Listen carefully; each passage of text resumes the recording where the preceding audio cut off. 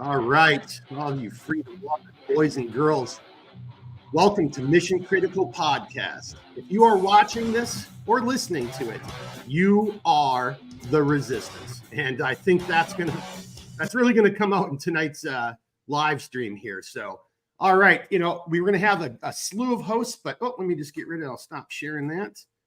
There we go. So right now we're starting off with me, whose beard is definitely better than Redbeard's over there. Hi, Redbeard. Hi. And then down below us, one of our trusted, been with us on a bunch of podcasts, Patrick. He just can't ruck as good as me. He just has a hard time admitting that, even now later in life. But come on, Patrick, you got to. It's true. It's true. It's true. Yeah. And I have no beard. Give me some shit. All right. Hey, so, we've got some people coming on tonight. They're going to be kind of popping in and out. One of them might not be able to make it. And it's not because he's in jail. It's because he's at a jail because he's a lawyer, right? So anyway, but we'll save that. The day, Mark?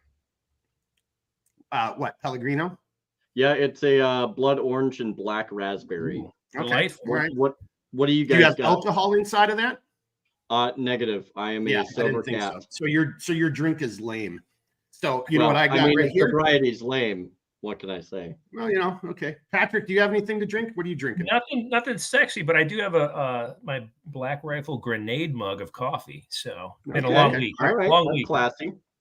All right. Well, let's kind of get into this, boys. I don't know, dude. I don't know what kind of audience we'll have here tonight. It seems that we do have one or two people watching, so that's awesome. Thanks to whoever is watching right now. And as always, this live stream in these podcasts, it's for whoever's willing to join in and be a participant. So if you've got questions, comments, hit us up in the chat. We'll work it out. If somebody even wants to come on and be a guest for a bit and ask a question, we're definitely able to do that stuff too. So, all right. How about we just jump right into it then, Redbeard? Because I know you've got a time. So again, we're probably only going to do this for about 2 hours tonight. We've got 3 other people who are going to pop in, but I think they're a little bit on the later side. So I think for right now, we can just stick with this format with the 3 of us. Now, I do want to, as we get going, I kind of want to, I'm not really 100% sure how I want to do this. Let me just kind of, let me just see here. Here we go. All right. So I'm going to share something, guys. And this is just going to be the primer just to get the juices going and get the conversation flowing here. So let me present. Let me share a screen. Right here. Yep. Okay. I'll share that. Oh, no, that's the wrong one. Sorry, guys. Just bear with me. There we go. Now, again, I don't give a shit what your thoughts are on Tucker Carlson or anything. Tucker Carlson's doing an interview here with Governor Greg Abbott. And I think this is I'll probably play about a minute of this. And I think you'll get the sense of why we're having this conversation. So here we go to start with. Have you spoken to the president or anyone from the Biden White House about what appears to be an imminent collision? I have not, to be clear. I have spoken to the president about the border. I met him on a tarmac in El Paso and talked to him directly about what was going on. I handed him a letter that had in it immediate solutions he could take that would immediately secure the border without the need of any new law to be passed. Despite the fact that I handed him on altogether 8 different letters, he has refused to ever respond. My point in telling you that, we have laid down the precursor of what's called Article 4, Section 4 of the United States Constitution to show that we have been invaded and we have demanded support from the president to safeguard our state. And they have refused to do so 8 times. And that authorized me to declare an invasion under Article 1, Section 10 of the Constitution to make sure that Texas is going to be able to use every tool in our arsenal to defend our state. Of the couple of dozen Republican-led states who've pledged support for you, how many do you think would send National Guard to Texas? I'll be shocked and disappointed if almost all of them do not send. There have been about 10 so far that have sent National Guard or other law enforcement. They now are joined together with us. And this is a fight for the future of America, and they all know it. And so. All right. So that's kind of the beginning of that stuff right there. And I think, Yep. you know, if anybody doesn't know what the hell's going on in Texas, I mean, you know, obviously go do your own research. It's all over the news the last couple of days.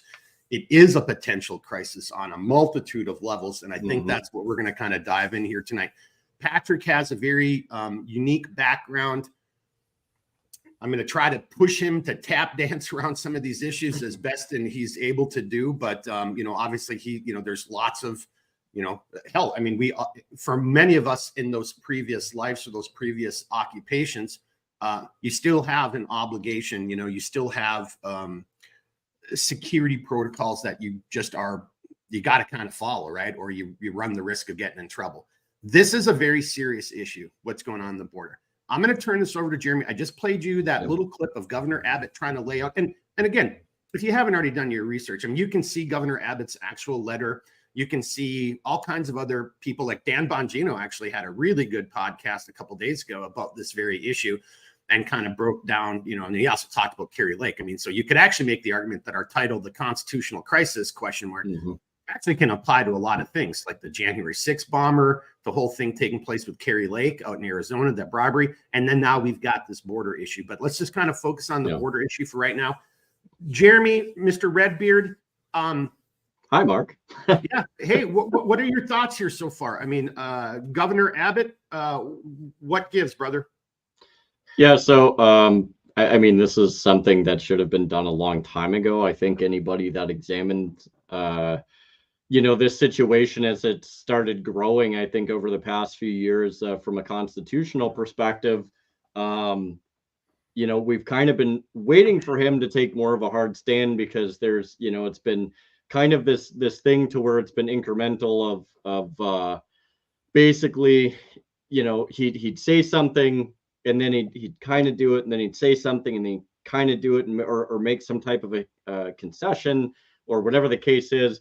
And, you know, and it's like now it finally, we're finally to a point to where he's taking and making a stand the way that he needs to. And I'm going to start this off, and then I want to, Mark, I want to get your input real quick, and as well as Patrick. But KrisAnne Hall, somebody that I bring up quite a bit because she, in my opinion, is probably one of the better individuals at examining the Constitution, teaching it, and so on and so forth. You know, she had made mention in a post that she made on Twitter earlier today, talking about the Democrats that are urging Biden to violate the Constitution and basically start a war against the states by trying to federalize the National Guard. Now, here's the thing with that is the POTUS does not have the constitutional authority to take control of the Texas National Guard. Under Article 1, Section 8, Clause 15, that power is reserved to Congress. The SCOTUS opinion is unconstitutional, by the way. So there's a lot that goes on here that people need to understand, that you really have to start digging into the articles. You have to start looking at the sections and most importantly, the clauses, because there you'll be able to figure out where these authorities lie. And in just kind of ending this part, what we need to understand, and I talked about this the other day, is the you know, the realm of power that is divided up, right? So the power ultimately resides within the people, and then the people delegate a certain amount of power to the states. The states then created and informed the Constitution as a compact, and that compact later then created the federal government through its establishment and implementation. So where we see this is the federal government, of all the different entities and all the parties involved, have the least amount of power. They do have delegated authority, but the thing of it is you have to understand that the states still hold a majority of that power, which means if the federal government does not uphold their constitutionally delegated authority to defend the border, that responsibility is then taken on by the states to secure their borders for the welfare and well-being of their own people. So it is a constitutional thing that they're capable of doing, I think it should have been done sooner, but we're here now. And what we've seen is the support of, from my understanding, over 25 different states that signed a decree supporting the state of Texas. And Arizona is also starting to follow suit with their border as well and taking a firmer stand, kind of like Texas is now. So we're going to start to see this thing expand. There's going to be more constitutional questions as time goes on.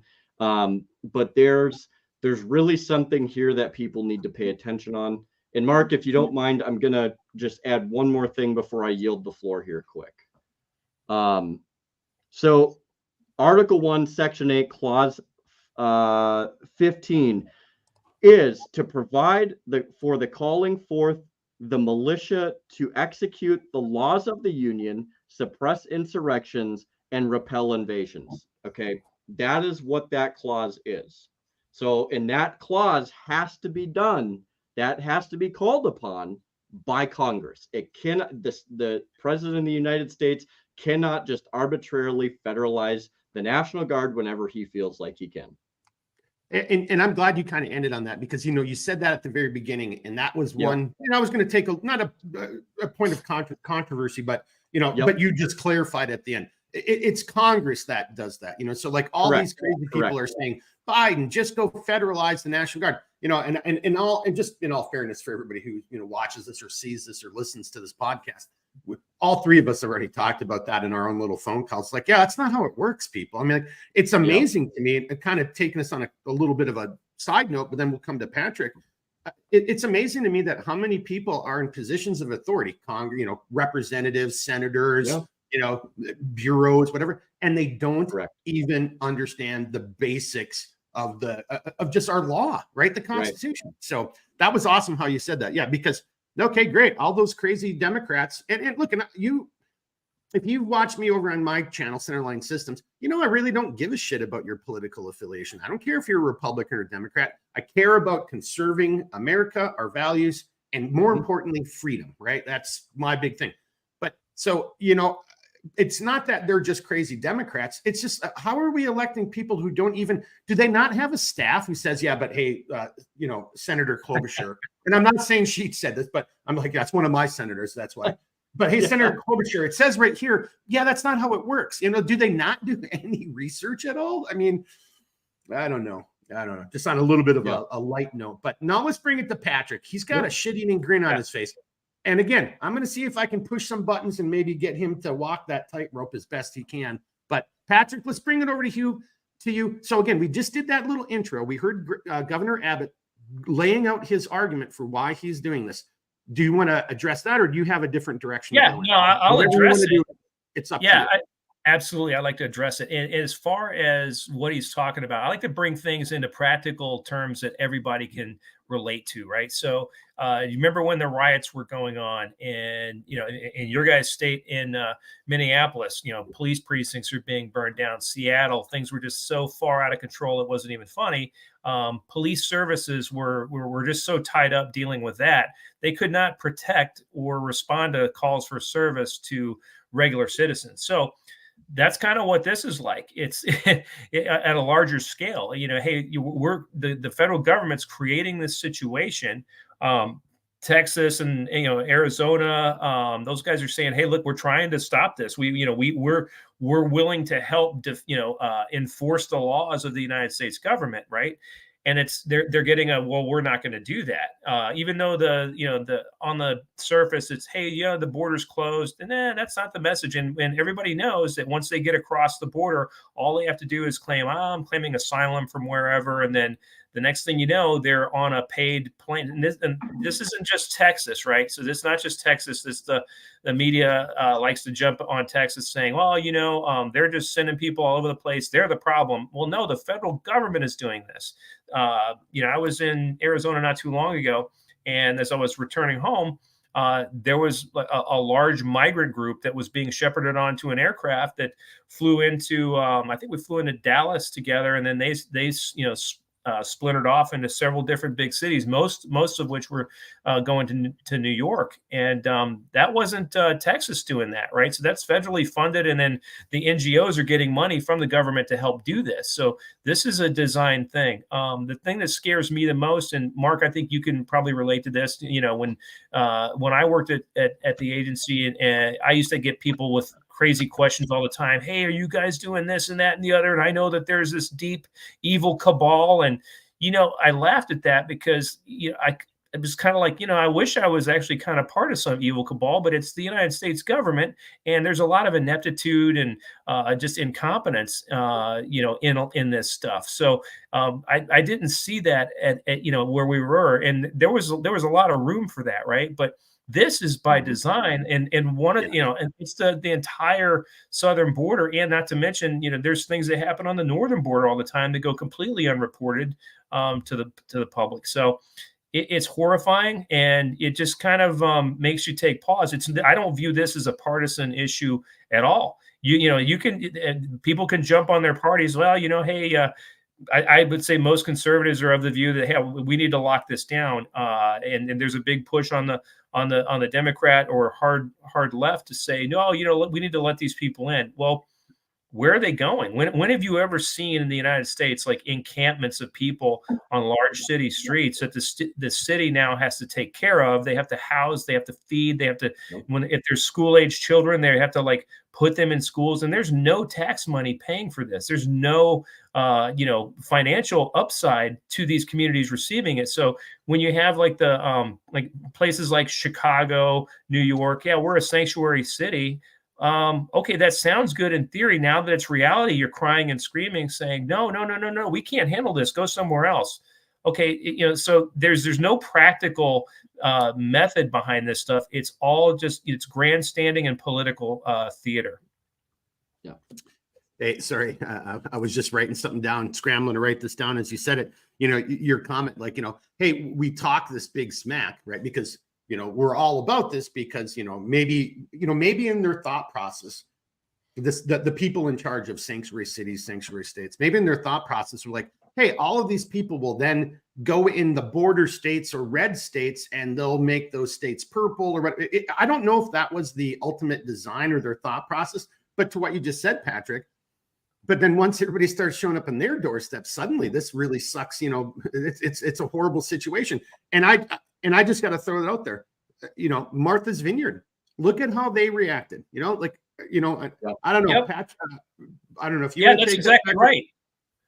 Yeah, that's exactly right. I don't know if they call it the same thing where you guys are, but I heard this when I was out in Virginia. A lot of people wanted to have, a lot of the people that we worked with wanted to put, build a berm in their backyard so that they could shoot and practice their stuff, keep their skills sharp without having to go somewhere, right? But Virginia had these things called NIMBY laws, not in my backyard. And that's kind of what this is on a large scale. People are it's great in theory until it comes to you, right? There's also a news story out there, and I want to say this is some rich suburb in Chicago, and some council member is saying, well, we've got a lot of money, and we should actually start thinking about housing some of these migrants ourselves. And I'm looking to start a list for anybody who's willing to volunteer to do this. And of course, my head, and I'm sure a lot of people that saw this were thinking, okay, well, why don't you lead by example and, move those people into your house and let's see how it goes. It's easy to say you need to, or you should, right? You could say that to anybody about anything. But if you don't have anything to back it up, you're just a hypocrite. And I think that's what's going on here. That's why I said this is all political theater.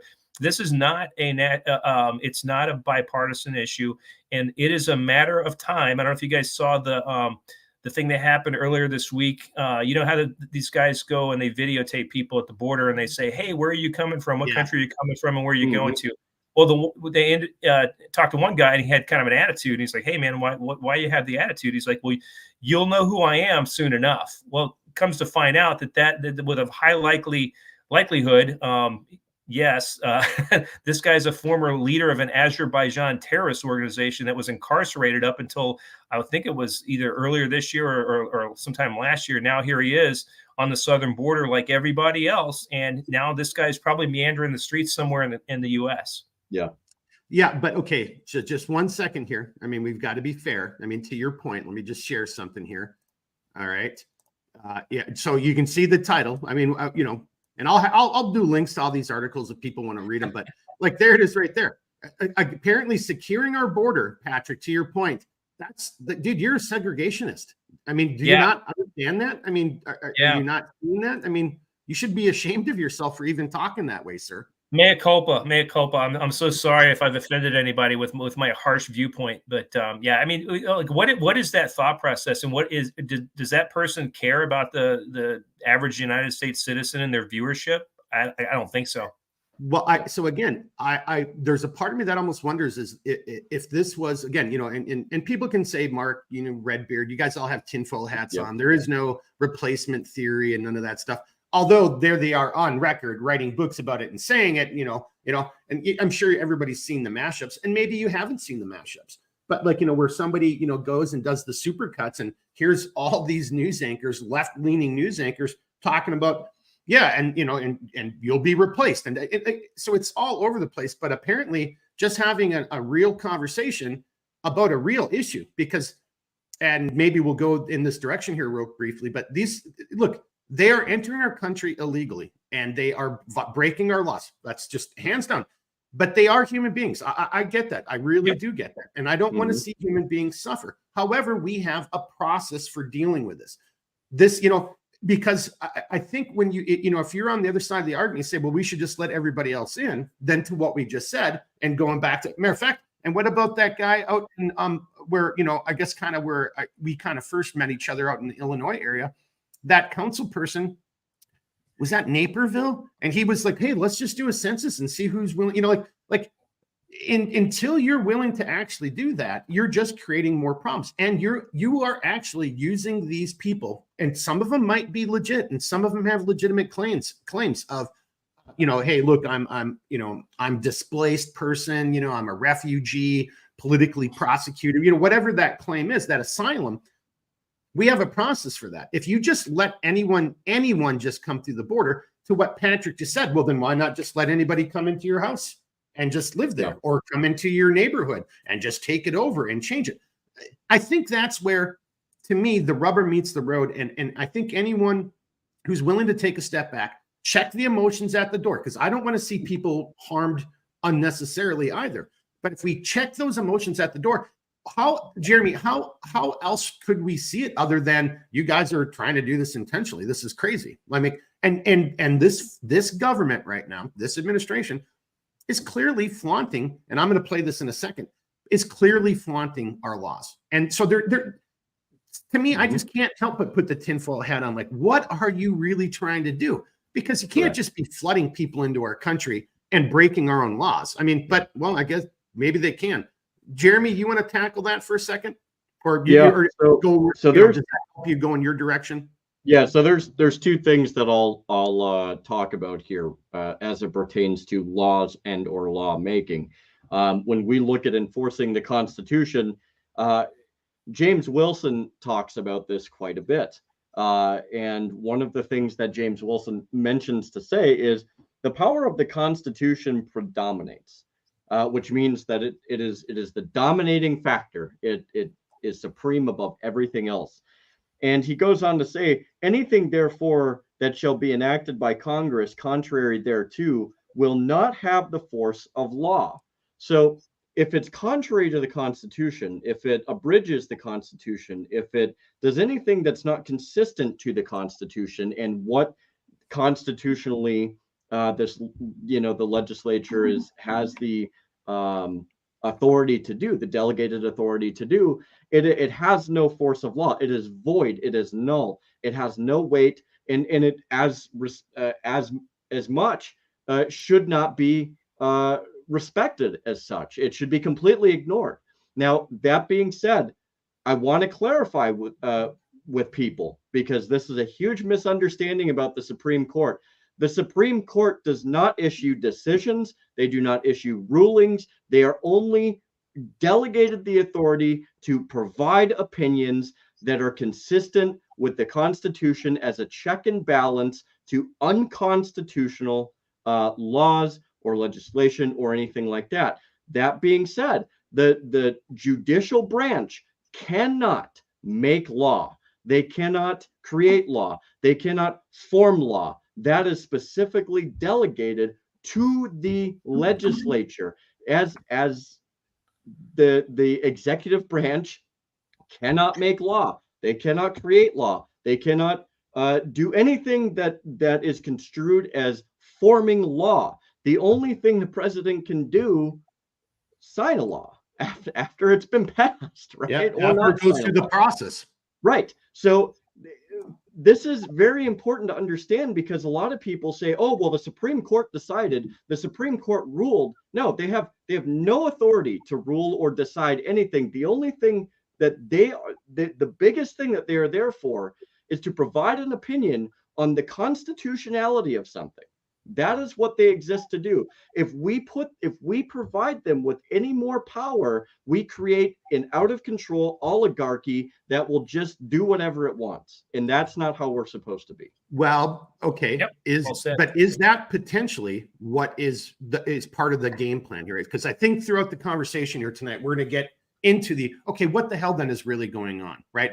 Because to your point, Redbeard, are they just, and to the previous points that we've already made, are they just this inept? Are they just and I think this administration, and I have facts to back me up, this administration has flaunted the Constitution numerous times already in the 3 years of its existence. Yeah. So I mean, I think that's they won't be the first, and they certainly won't be the last.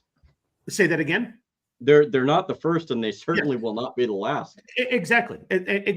So I think this, and from my humble opinion, although I'm not a fan of the human suffering that is taking place, unfortunately, sometimes, you have to rip that Band-Aid off. And I think we need to rip that Band-Aid off so hard that the wound opens up again. And, I don't want you to bleed out, but, we need to have something that forces us as a society to, for once and for all, to actually sit down and say, who are we? What are we going to do? Either we're just going to let our borders open, and one side's going to just make the rules. And well, honestly, let me give Patrick a chance. And then we've got Paul and BCP's in the ready room, but I'm going to bring him in. But I want to play this other clip because I think it does a much better job of capturing what you just said, Redbeard, and what I'm trying to allude to. That's what I'm saying. So let's let Patrick kind of chime in, and then I'm going to get this thing ready to share here. Go ahead, Patrick. No, I think as far as what Redbeard was saying, I think he's spot on. I think on top of it, not only was it well said, I think that he demonstrates, and I think I like to think we all do, critical thinking skills and some knowledge of the Constitution, some knowledge of just like our American system as a whole. You take a look at what's going on in universities right now, and I think that's one of the big dangers of all this, like the woke ideology, diversity, equity, and inclusion. It's taken the focus off actually creating and honing these types of life skills, right? Because it's taking that out, it's putting something else in that doesn't allow somebody to question anything. It's like, yeah, this is just the way it is, and I'll just go along with it. You've seen people on the news that they don't even know who like the founding fathers were. They don't even understand any of the Bill of Rights. They don't understand any of this stuff. And I think that's the new generation that's I think certain political parties are trying to appeal to, because it's easy. They've already kind of lost it, and then you insert whatever political viewpoint that you want into them, and now you've got this like basically like a void segment of the population that'll just go along with anything. It's horrifying. So we got a comment here, and I think this is maybe for you, Redbeard. It's true the judiciary cannot legislate, but they do apply the law. Okay, well, the judiciary applies the law, but it's other aspects of it that actually enforce that law.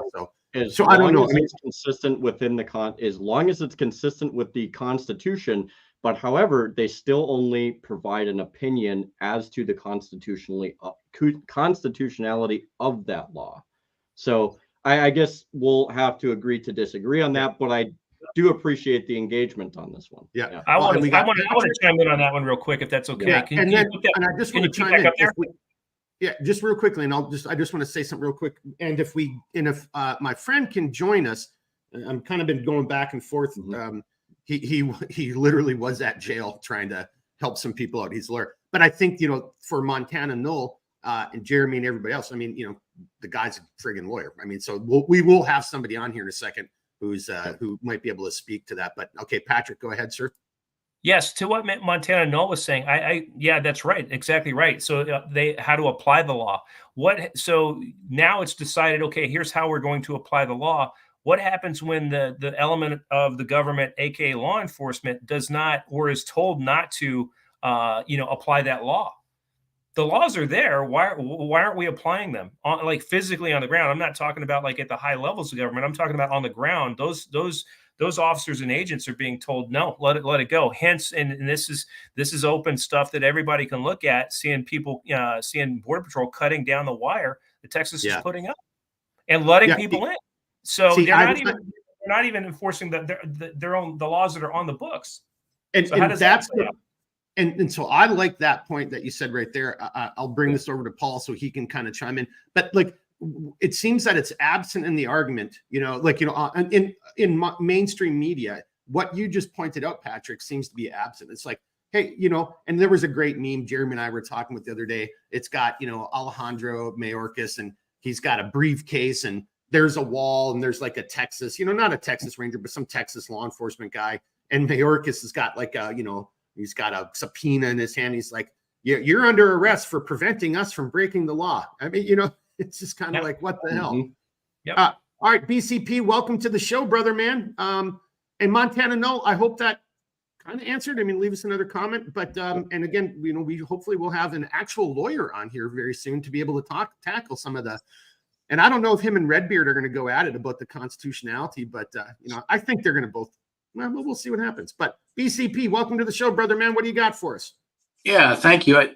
The one comment I have is I agree with both, and all four of us agree that the Supreme Court can apply, but the executive branch enforces, right? So he needs to enforce that. He's not doing it, and so this is the still that we're in right now. And but again, I think that's a great debate. We can have that tonight throughout the chat and everything. I'm all for it. I think it's great.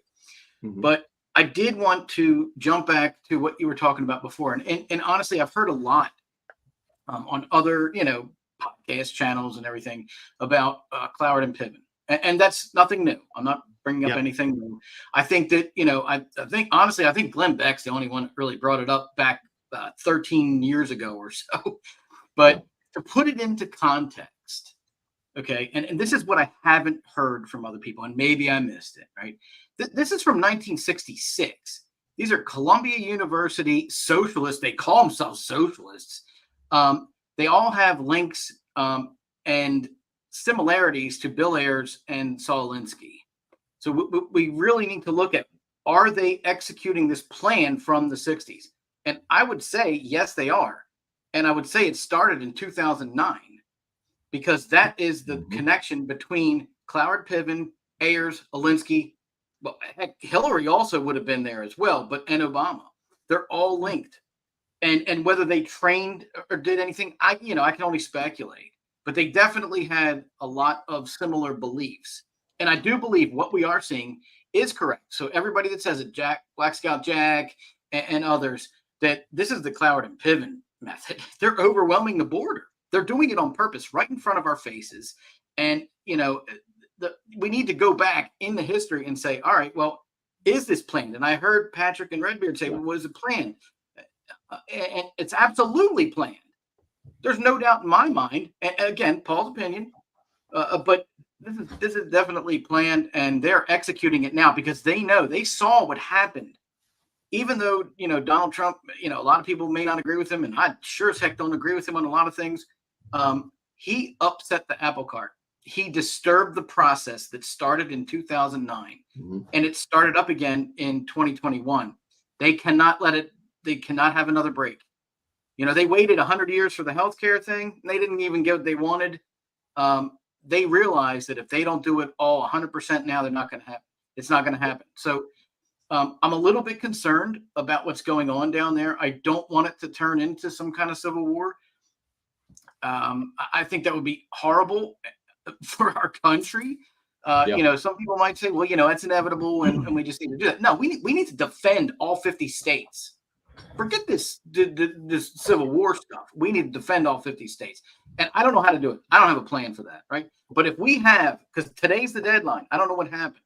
If we have Biden take an act against the National Guard in Texas today or tomorrow, because today was the deadline, man, we're in trouble. And I hope it doesn't happen. I hope he backs down, because I don't think Texas should. Yeah. You're muted, Mark. Okay, is that going to be one, two, or you've been doing so good lately? Yeah, I was going to say, how many times has that happened? Mark, you're muted. Mark, you're muted. Mark, you're muted. Yeah. Hey, so I'm sorry. I apologize. I was actually on the phone trying to get our other guest squared away to come in and talk to us. But I did catch a lot of what BCP was talking about. And, you know, there are people, like, to me, that is the really scary thing. What is going to happen? Some people are saying that Biden painted himself into a corner with this decision, right? You know, what they're doing. But on the other hand, what is going to happen, right? And, you know, so I was trying to get one of my FBI buddies on, a gentleman I know for a long time, and we were talking about this the other night, this exact same thing. What happens if, you know, his colleagues or him in his old occupation showed up at the border and tried to arrest a bunch of National Guard or Texas Rangers or whatever? You know, like, what the hell do people think is going to happen? I mean, like, that is, to me, and I can't speak for him. He's actually, he's getting drunk with a bunch of, it was somebody's retirement tonight, so he's having fun. We're going to have him on Redbeard in the near future because he really did want to talk about exactly this point that Paul's bringing up. Is like, hey, what is that going to look like? And I'm not 100% sure this administration has really thought this through. What is that going to look like when you're going to do blue on blue? I mean, and blue on blue, for those who don't know, we're talking about good guys versus good guys, right? So, you know, will those people, and this has been my concern, you know, will the rank and file, let's just say it's the U.S. Marshals, right, that are, you know, and the FBI, they're given an order, go over the Eagle Pass or wherever this is taking place and tear down all that concertina wire. Here's your bulldozers and everything to support you. And if anybody from Texas gets in your way, you friggin' arrest them. What in the hell happens at that point? Will those rank and file members say, but here's what the governor is saying, and this is constitutional. I mean, it's kind of written right there. You know, am I really, are they going to do it? And that opens up a whole different can of worms having to do with, like, well, who's in the FBI nowadays? I mean, you know, I don't want to confuse this conversation with other things, but the FBI under Wray clearly does not have the interests of the country at heart. That's just my humble opinion. They've done some shady ass shit, and they're being busted left and right with doing some shady ass shit. So, you know, I don't know. Would they come rolling in? I'm not 100% sure. And on that note, before I do it, I'm going to add a new guest to the stage here. Hey, there you go, my good man. Hey, I'm going to bring you full screen. It's good to see you. I haven't seen you in a long time. Do you want to take a quick second? You've kind of been in the ready room, kind of listening here for at least a little bit. We talked the other night, you know, the subject we're discussing. Do you want to maybe just kind of jump in, tell everybody a little bit about yourself? I haven't really said a whole lot, so whatever you feel comfortable saying. And then we have had some people already weighing in comment wise that, you know, about the legality of this, like, you know, what would happen if this administration tries to federalize the Texas National Guard? You just heard me talking. What if, as Better Call Paul, BCP just said, that deadline was today? What happens tomorrow? Are we going to have blue on blue? What are your thoughts? I'll turn it over to you, because I know you, well, first and foremost, thank you for escaping from jail to make the podcast today. Mark, first I have to say you look even better than I remember. So it's well, you know, I like your mustache though, dude. That's you didn't have that before. No, it's pretty the sweet. flavor saver, you know. Oh, yeah, there you go. There you go. No, thank you very much for having me on. Mark and I served in Iraq together and kept me alive for my first month there, and I'll always be deeply grateful for it. So You're just saying that to make me blush. Oh, it's true, but it's true. So I'm a bleeding heart liberal on immigration. I'm a lawyer in private practice. I was senior counsel to John Kelly when he was Secretary of Homeland Security and White House Chief of Staff. Worked on the House Homeland Security Committee for Pete King, and came out of the Army and CIA. So I'll try to separate sort of my political views here from legally what I know. It's a fascinating legal issue, and on some of the stuff, nobody knows the answer, right? You know, we'll have to see how it turns out. But I'll tell you what I do know. So obviously, the federal government, the federal Constitution has supremacy. That's the word over state governments. The Supreme Court has repeatedly decided, most recently, I think, in the Arizona Show Me Your Papers case, that the federal government just has exclusive control over immigration policy. To your question about blue on blue, it happens every day in the following sense. State and local police arrest federal officers for things like driving drunk or beating their wives or soliciting prostitutes or doing. But Kevin, in all fairness, that's a federal officer or a local officer doing something outside of the uniform that is against the law, and then they come under that dragnet of whoever busts them. True. No, excellent point. This is a little bit different. No, and it's more similar to, as you know, federal law enforcement arrests state and local law enforcement every day on corruption cases. You know, for example, or if narcotics guys go bad and get involved in the drug trade themselves. Within the federal government, you know, the FBI executes arrests on military officers involved in espionage. You know, for example, there have been some arrests of military personnel for espionage on behalf of China and Russia recently. So there is blue on blue in a organized and lawful sense. What people are fearing here, you know, is something sort of rougher and more broad scale. What I would advise is that no low-ranking people, you know, get involved in arresting each other here. You know, what should be done if there's a dispute, as there is a dispute between the senior Texas state authorities and the senior United States authorities, is what's going on as far as seeking injunctions, you know, in the courts.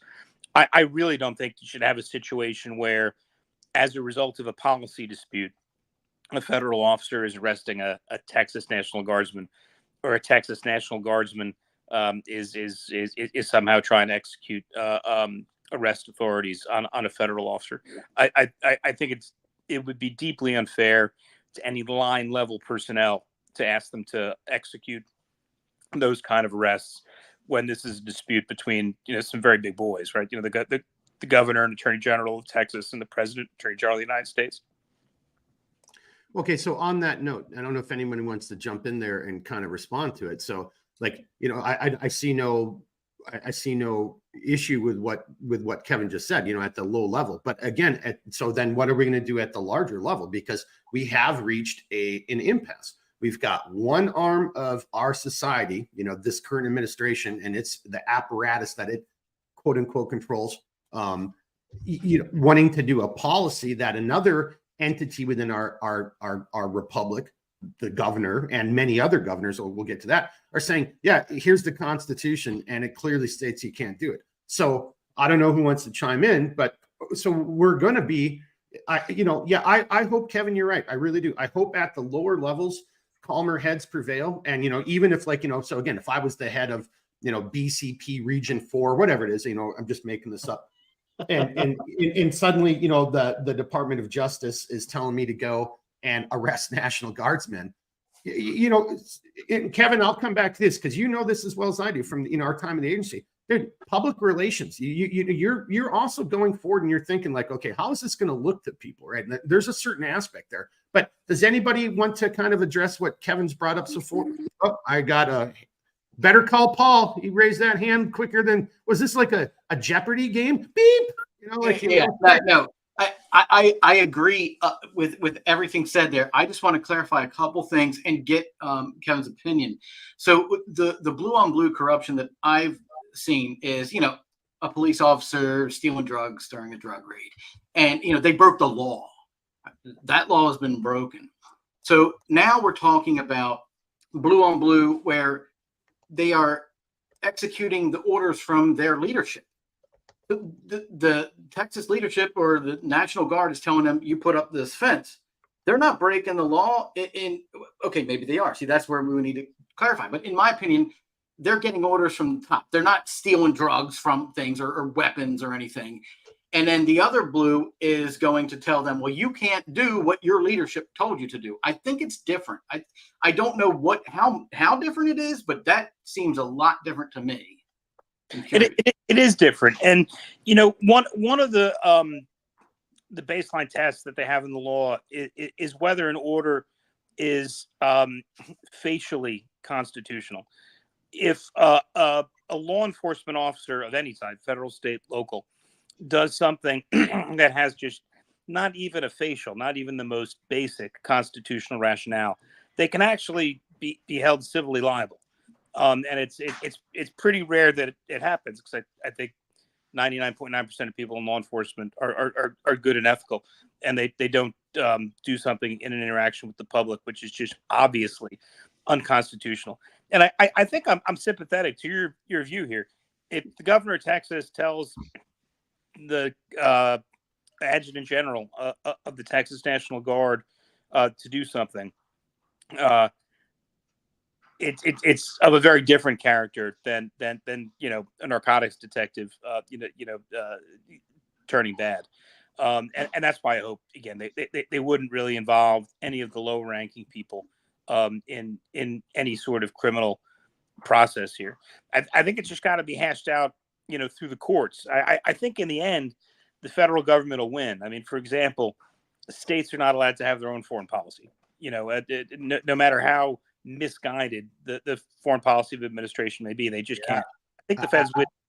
I'm gonna just sorry to interrupt you right there. We have so many examples of states actually trying to enact their own foreign policy, like in the last 6 years, 10 years, where we've got governors and people going out and totally acting outside of their purview. John Kerry comes to as example, and same with Gavin Newsom in California. But I know, I'm just throwing that out there when you say that would. I'm like, no, it happens actually all the time, and half of these people aren't getting busted. So when it's been tested in the courts, it fails. An example I can think of is during the 1980s, Governor Dukakis of Massachusetts tried to say, not that they were being called to do so, but that the Massachusetts National Guard could not be deployed to Central America to do sort of host country capability building exercises in Honduras. And the courts, as I remember, dealt with it very quickly, and said, that's nice, Governor. If your National Guard is nationalized, they will do what they're told. So no, you're right that states and cities try to sometimes have their own foreign policy. I'm a native New Yorker, and the New York City Council is always passing left-wing resolutions about something or another, and it's harmless. But when the rubber hits the road, the feds win. Well, okay. So who wants to take umbrage with that? Redbeard, I know you got to bounce in a little bit. Patrick, are you? I know you had a time hack too. Are you good for a bit, or Patrick? Yeah, I've got about 10, 15 minutes. Okay. Well, let's get you and Redbeard in, because I think Redbeard only has about 10 minutes as well. So Redbeard, go ahead. Yeah. So if anybody wants to try to counterpoint with what Kevin just said, or if you want to kind of take what he's saying and build on it and go someplace else. Redbeard, you want to go next here, there, buddy? Yeah. I can take it here. I'm actually just going to make a point that I think I've made it almost ad nauseum, because I seem to bring this point up at least once every like 3 or 4 of our episodes. But one of the most misunderstood clauses in our Constitution, which happens to be the Supremacy Clause.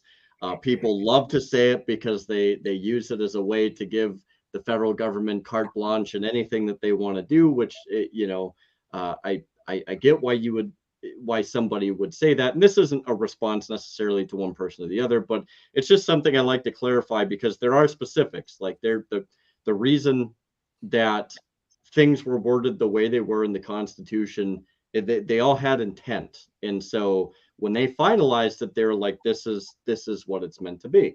Now, I'm going to read the Supremacy Clause here, just to provide a little context to what I'm about to say. So the Supremacy Clause is in Article 6, Clause 2. This Constitution and the laws of the United States, which shall be made in pursuance thereof, and all treaties made or which shall be made under the authority of the United States, shall be the supreme law of the land, and the judges in every state shall be bound thereby. Anything in the Constitution or laws of any state to the contrary notwithstanding. Now, the thing that I want to emphasize is there's 2 points in here that overwhelmingly they don't suggest, they don't simply imply, but they're saying specifically it has to be, it's only supreme. The federal government's laws are only supreme so long as they are in pursuance thereof to the Constitution, or not contrary to the Constitution. And this is very important, because when we start to see a lot more stuff come up about the border or other hot button issues, a lot of people want to say, well, the federal government, they made this law and this is what this means and they have to do it. Okay, well, does it pass the constitutionality test? If it doesn't pass the constitutionality test, it is of no force and void.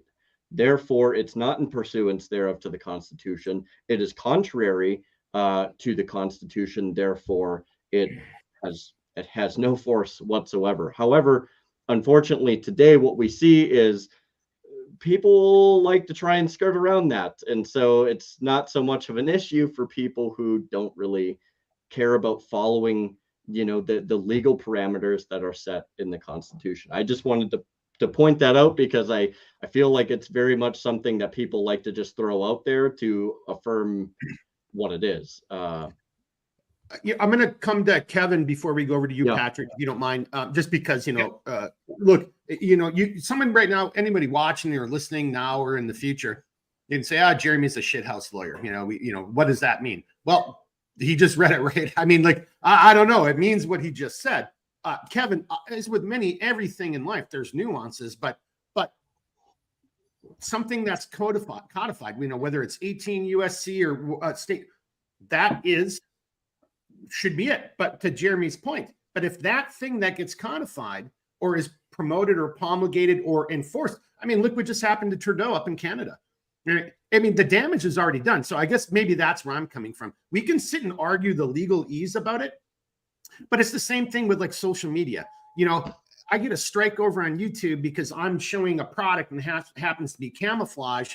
And that's their premise for giving me a strike. And, for little old me for my business side, hey, that had 600 views in 2 hours. And that's a lot. So it's actually climbing. It's going to be a really good video. The moment they give me that strike, they break the algorithm and then I appeal it. And then 2 days, 48, 72 hours later, they let the video come back up. But the algorithm's been broken. And so the damage is already done. Oops, our bad. So sad. Like what Justin Trudeau just did. So bringing this all full circle.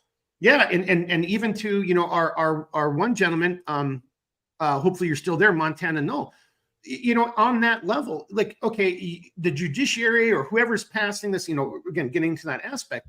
But to Jeremy's point, and I want to turn it over to Kevin, there's lots of examples in our history where we've done things that were clearly unconstitutional. And by the time it's challenged, and that's why I brought up Trudeau, by the time it's challenged and it's struck down, the damage is already done. Kevin, I don't know if you want to address what Yeah. Jeremy said, the supremacy No. clause directly, or maybe take slightly the direction I'm going with it. But I'll Well, leave it to you, sir. I agree with Redbeard. I mean, and he makes a sophisticated point, and he's correct that the actions the government takes must be constitutional for the supremacy clause to control. For example, if a federal statute was passed in obvious contradiction of the First Amendment, establishing a national church, a state would be correct in saying that's just obviously unconstitutional and you can't be supreme. What I think the argument would be when it comes to immigration is that while I disagree with Biden's immigration policies, I think they're obviously not working at all. That Well, and they're awful illegal, Kevin. well, I don't know if they're illegal. I think No, there's a law in the books that says you can only come into our country. Like there's a way that you come into our country. And it's not, and matter of fact, and I hate to just throw you under the bus here, and I'm not throwing you under the bus, but I guess, it's an easy layup for me on this point. Like there was just like a reporter, and it's like, here's these people, and the POE, the point of entry or port of entry, is 200 yards away, but everybody's just coming through the concertina wire or the gap in the fence. And BCP, and I apologize, Patrick, CBP, correctly spoken, is then just escorting them along to their next destination. So that's where I'm just kind of like maybe a little bit of an issue with you, Kevin. I can't defend the Obama administration's policies here. They're poor. Hang on. Did you just say the Obama administration's policies? Excuse me. It's pretty slip. The Biden administration's policies here. I think you said the Obama. That was a Freudian slip right there, brother. I like it.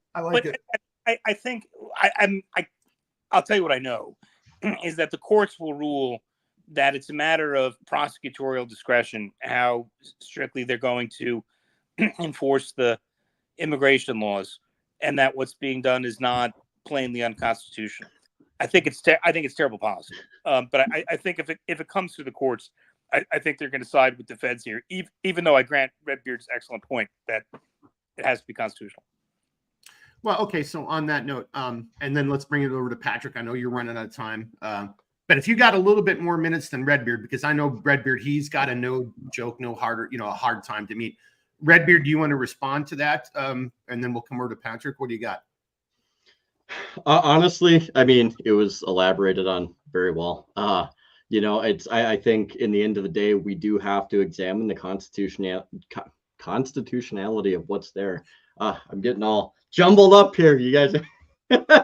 No, but you guys are right, because like there are things on the books. I mean, we see this with virtually every aspect of lawmaking today, which it seems like just purposeless, like rampant lawmaking, like, oh, like this isn't working, so we're gonna like do like 6 other laws that should be doing the same thing as the law that already exists, but we feel that having more of literally the virtually the same thing is somehow going to fix this. It's like, no, if we just apply what's already there, so long as what's already there is in fact constitutional, then we can start to mitigate these problems. But what I think we have is it's not just a presidential administration. Because look, you know me, I'm a ground up guy. It starts with the communities, the states, and then the federal government. But you also have to have individuals that are in these different positions from the ground up, that are willing to actually apply what's already there, as opposed to making an arbitrary argument as to why we need more of something, and not to make maybe a comparison for something else here, but look at how it is for background checks. You literally have people that are like, oh, we need more background check laws. Like, okay, so are you admitting that you didn't do the job right the first 600,000 times? Or is it that you're just trying to put something on there to further emphasize what should be done, but isn't being done? And it's like, no, if you take and you apply the background check, I don't know if people realize this or not, and this might be insider trading, but you generally can find out, for the most part, what you're dealing with. If you don't apply the background check, it's much harder to figure out what you're dealing with. So it's like there's, I mean, like Kevin said, like there's, as it pertains to the border situation, as with many different things, like there is a lot of nuance in this because you actually have to get down to a finite level. You have to be willing to invest yourself into understanding what this is. And then once you do that, then you can go from there. And I think we just have a major schism as it pertains to people being educated, not only in the Constitution at the federal level, but their own state constitutions. Most people have probably couldn't tell you a single thing of what their state constitutions have. Before you get too far afield, I want to go back to what you're saying about like we have these laws, we just need to do it, and this needs to be happen. And you know, and if we do the background checks, we'll figure things out. So I just want to add one thing, and then I want to turn this over to Patrick because I think that falls a little bit into his wheelhouse, and Kevin, you know, and for everybody, you know, BCP too, but my point would just simply be this is, and everybody, again, whether you're with us right now live or you watch this later or listen to it, do your own homework. But there are many cases, you know, and it's not mainstream media, but you can find the information out there that shows that many of these, look, these are people who are entering our country illegally. I'm not denigrating them as human beings. I actually feel really sad about this situation, but that, you know, but just breaking and violating our laws, that's not the solution. But what we do see is that there's many NGOs and who's funding this, and you know, so there's some serious, like, okay, deep shit going on here, and people are being instructed: dump all of your IDs, dump all of this, dump all. So you know, then you can come in and like, and then I hate to say it, and now Kevin, you know, I think I'll get you at least to agree with me on this one. But like, so the gentleman who was making the claim, everybody's seen the video. Hey, you don't know who I am? Well, you're gonna know who I am. Okay, was that braggadocio? Was it bravado? Was it shit talking? Or is this guy really what it seems like who he might be now? And that begs the question of, and we've talked about this in previous episodes, how many military age male Chinese are coming through? How many, you know, individuals? And this guy in particular. So, you know, when I turn this over to Patrick, you know, like, so Redbeard, I kind of agree with you. Like, we should be able to figure this out, but not if they don't have IDs. I mean, if they're just dumping everything, and Kevin, I kind of want you to address that too. Like, because again, how do we deal with that? Here's not, we're supposed to say undocumented. Well, does that mean because they dumped all their IDs and we have no idea who we're letting into our country? And even if you, at your most like humanistic level, want to agree, like, oh, we should do this, you know, these poor people. Okay, well, we don't even know who this person is. We don't even know this person really is a poor person, or is this a terrorist, or is this somebody, you know, da-da-da. And Patrick, I think this falls in your wheelhouse. So do you want to, Redbeard, are you tapping out? Yeah, I gotta get going here. Okay, well then, before I bring it over to Patrick, why don't you get any final little comment and goodbyes that you got? So I don't know if this even pertains to the border, but I don't know of you guys that know this, and this is going to be kind of my final thing for tonight. But SHOT Show just occurred, which is one of the biggest emporiums or expos for firearms development and firearms companies and in the firearm industry. In all fairness, it's not just, it's shooting, hunting, outdoor trade show, SHOT Show. So it's not, it's a big deal. I know I'm kind of being, you know, it is really just a gun show, but it's a big deal though. Because it has hunting in the name, right? You know, outdoors. So there's, like, I should be out there for Centerline Systems right now, right? Honestly, like I heard, it's pretty wild. But there were a couple things that I saw pass kind of in front of one of my feeds just the other day, and it was that a lot of people were noticing that there was a pretty high influx of Chinese people that ended up at SHOT Show, and this has been happening for several years now, to where they're asking to take pictures, they're asking them to tear down firearms, to see how things operate, to take pictures of the internals and stuff like that, and getting very, very specific on their questioning.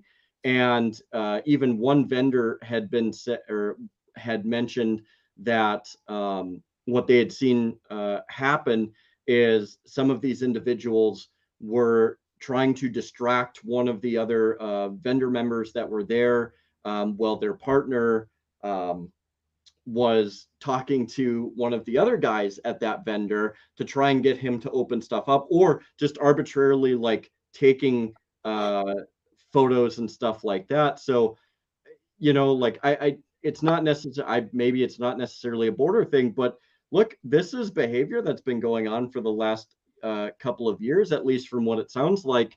And so if we have people that are coming into the country illegally, right, and they're coming into an expo like this, and they're taking pictures of some of the newest stuff that we have to put out there, because remember, it's not just hunting or anything like that. Like some of the stuff is for development for like the military and obviously like the civilian circles. But I mean, this could be potentially sensitive information that they're saying like, hey, like this is what they're doing. We need to figure out how to copy this so we can be on par with them. So that's kind of my parting note. I'll see if I can get more information on that. But I mean, yeah, it's open. You have to buy your way in there, but at the same time, it's like, okay, if you've had this pattern for a couple of years and they're taking pictures and asking extremely specific questions and wanting you to break these firearms down, there's clearly a motive there that you know,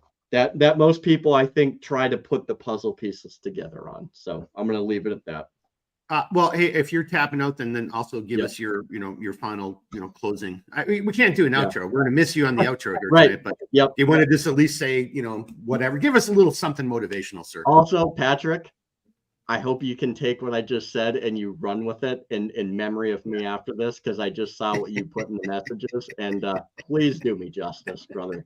No, my leaving comments are just I can't encourage people enough. Like seriously. Go out, use educational resources at your disposal. Mark, we've put out before, and we can even link it again if we want to. Liberty First Society, where Chris Anhall and her husband do constitutional education. Fantastic resources, the 10th Amendment Center, and many other places that offer and talk and train people on the Constitution and liberty related issues. The worst thing you can be in this day and age is uninformed and uneducated. So get out there. Don't just take everything for what it's worth. Investigate it, learn about it, and then apply it. So, and before we turn over to Patrick, who is totally like, Mark, did you just set that whole thing up with Redbeard? So he would, his final comments were to poke the bear, but Jeremy's Redbeard's actual last comments, and and again, it's a huge shout out to Patrick, to BCP, to Kevin, Redbeard, obviously, and we might have a couple other people join us here later tonight, but it's just a huge shout out, because I think Redbeard's exactly right. We all have to do our own research. We all don't agree on everything, but if we're and all we shouldn't, honestly. No, and damn right, no, we shouldn't agree on everything. Look. I don't agree with everything that you say, but I do know at some base level that you and I believe in humanity. Right. And we're looking at this issue not just from like, oh, we just need to turn people back because, of some racist slur, whatever the case is. Matter of fact, those charges are levied against us more often than like, no, but there's a process. And what's the point of having rules? We're not a nation without laws, without a border. So that's my kind of thing right there. And Redbeard, thanks for taking the time tonight. I know you got other things going on. I hope you have a good problem. And let's get Patrick going before I can see him trying to breathe. He's doing breathing exercises. He still wants to respond. I think I'm going to slow this down. Matter of fact, Kevin, why don't we ask you a different question so Patrick loses his shit here? All right, Redbeard. It's been real. Yeah, appreciate you guys, and really appreciate having everybody come on as well as the viewers. So I just wanted to put that in there. Y'all have a great rest of your evenings. All right, right on, brother. I'll talk to you later. All right, Patrick, clearly the floor is yours just because of your background and everything. So okay, yeah, and I knew this was going to happen late in the game. So the Chinese thing, shot show. Okay, non-traditional collectors. So our border. Again, I don't see this at all as any type of political or legal issue. It's just a pure threat. It's an invasion that's going on, and we're allowing it to happen because we are divided, and there's the left doesn't like the right or what have you. So our adversaries are taking advantage of that. The SHOT Show situation, that's just one in many different settings that especially China is taking advantage of our lack of coordination. They come from a communist nation where everything is under the party. That'd be a horrible way to live, but from a governmental defense and law enforcement standpoint, it's probably pretty awesome. Well, we don't have that. They're taking advantage of it. So anytime they get a chance to collect any information that's going to benefit the advancement of the PLA, the People's Liberation Army, their military, they are bound by law from the Chinese Communist Party to collect that information and report it back, whether they are witting, meaning they get briefed before they come to the United States, or they get briefed via some type of email or some electronic communication while they're here, or they don't say anything, they don't know anything. When they get back, they get debriefed. Does that sound familiar to anybody who's worked in, especially in the intelligence world? Yeah, because every single one of them has to do it, and it's a law. It was passed in 2017. So that's one issue.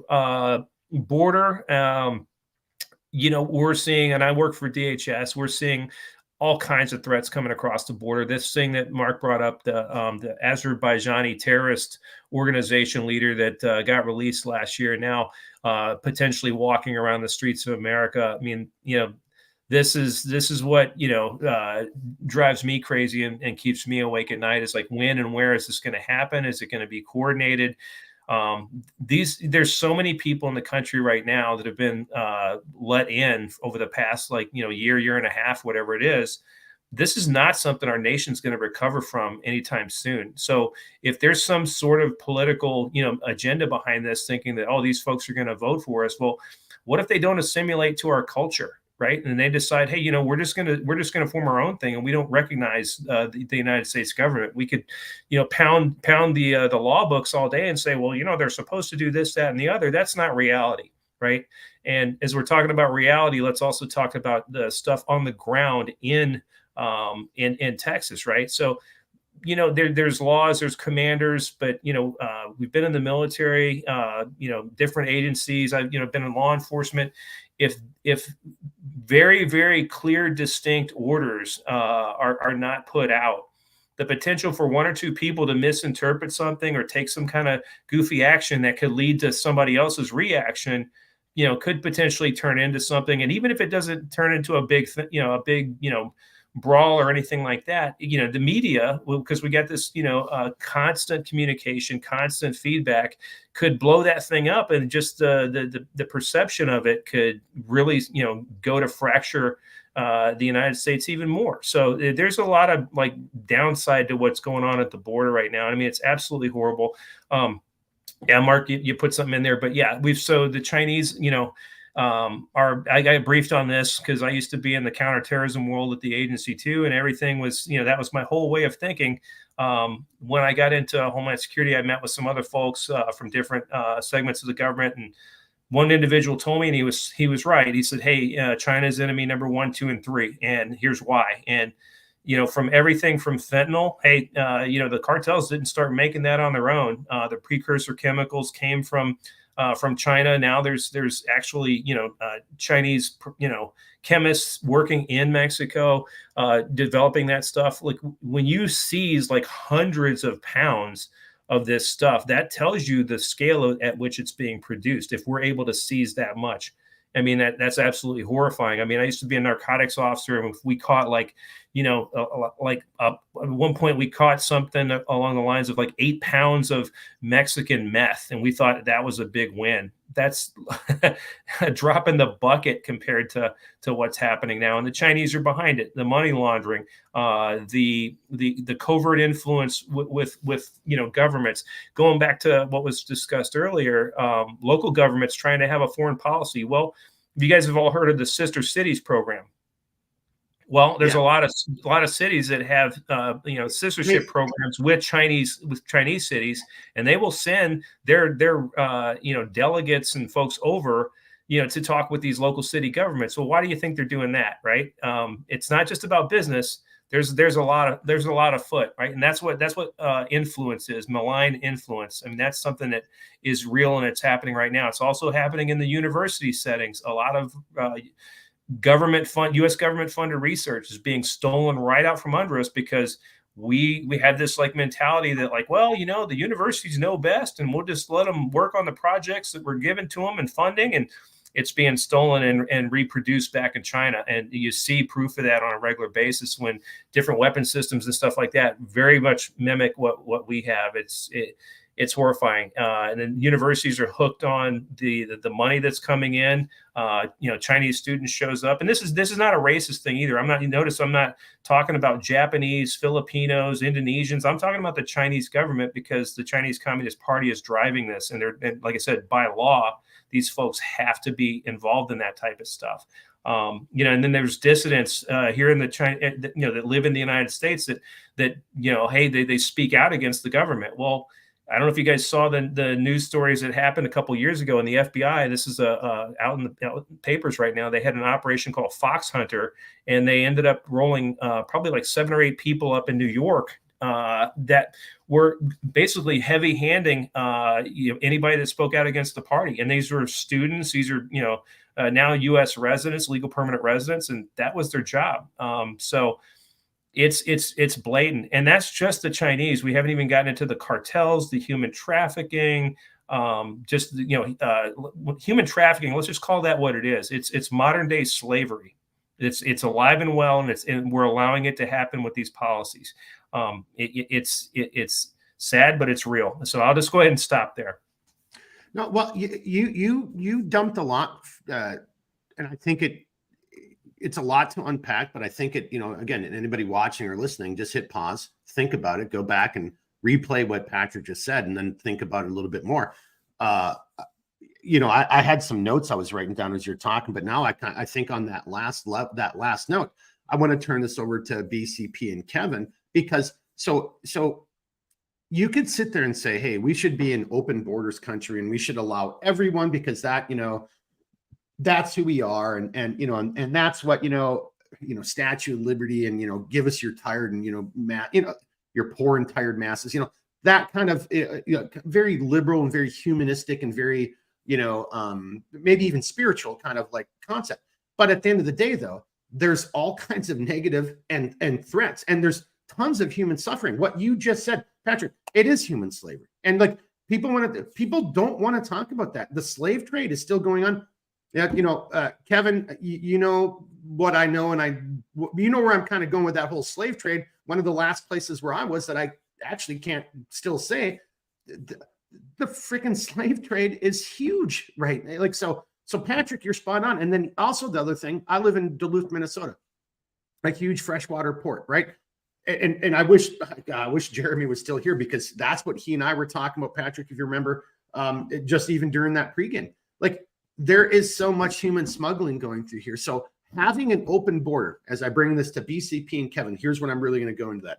I'll save my industrial espionage and some other things to later. But having that open border, at what point do our good intentions actually, are we not even then? Okay, so put the legality aside. Are our actions right now just making it worse for a lot of fucking people?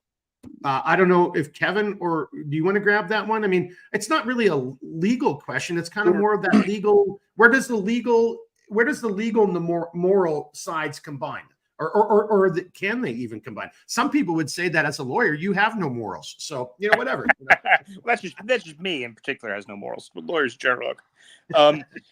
Yeah. So when I was in the administration, I worked on the SIA KST issue, special interest alien and notice suspected terrorist issue, and I was pretty familiar with the stats on each of them. Special interest aliens are folks from countries that you wouldn't ordinarily expect to be emigrating by land to the United States, such as from Pakistan or Afghanistan or something like that. KSTs, known as suspected terrorists, are folks who we actually by name suspect and have derogatory information on. And while the SAA number was concerning, the KST number was pretty manageable when I was in the government. What I've read publicly since then is that the KST number, the number of known or suspected terrorists being intercepted coming across the land borders outside of a port of entry, has gone up from single digits a year to 3 figures, like mid 3 figures a year. It's just a shocking increase. So as sympathetic as I am to the economic migrants who are fleeing poverty and violence, it's a real counterterrorism vulnerability, and we need to secure the border for that reason alone. As to the Chinese stuff, Paul's just exactly correct. Patrick, rather, is just exactly correct. And I have some familiarity with it from legal work that I do in private practice, where the Chinese Thousand Talents program is stealing just a vast amount of intellectual property that's been paid for by the U.S. Taxpayer. And universities really are the biggest target. And I'll, without giving you too many details, I was doing something for a client related to a counterintelligence problem at one of America's most prominent universities. And I called the FBI field office and said, I need to bring in a witness to put on the record something that they've seen going on.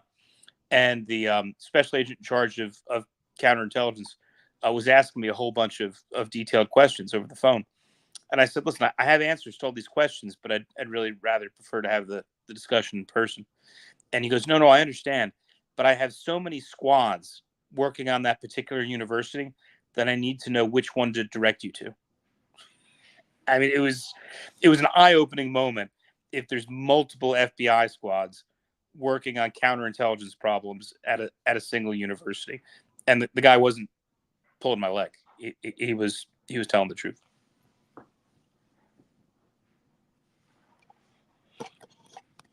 Mark, you're muted. That was the second time tonight. Like, hopefully, I won't be three. Three is strikes my and you're record. out. Yeah, I know, right? Seriously. But Kevin, to the point you're just bringing, you're bringing up there, and maybe we will some form of, well, again, there's a couple different things, espionage and unconventional warfare. We've kind of talked about some of these things in the past. You weren't here for that, but on that note right there, Patrick, obviously there's a little bit. I mean, and I didn't know this until we just started talking, but you guys actually have some parallel or some points of intersection. Do you want to respond to that a little bit? I know you got a bounce here, so let's give you the last comments. Respond to what Kevin, or take it whatever direction you want, and then give everybody a shout out here as you're popping off. Okay, yeah, no, that was really good input by Kevin too.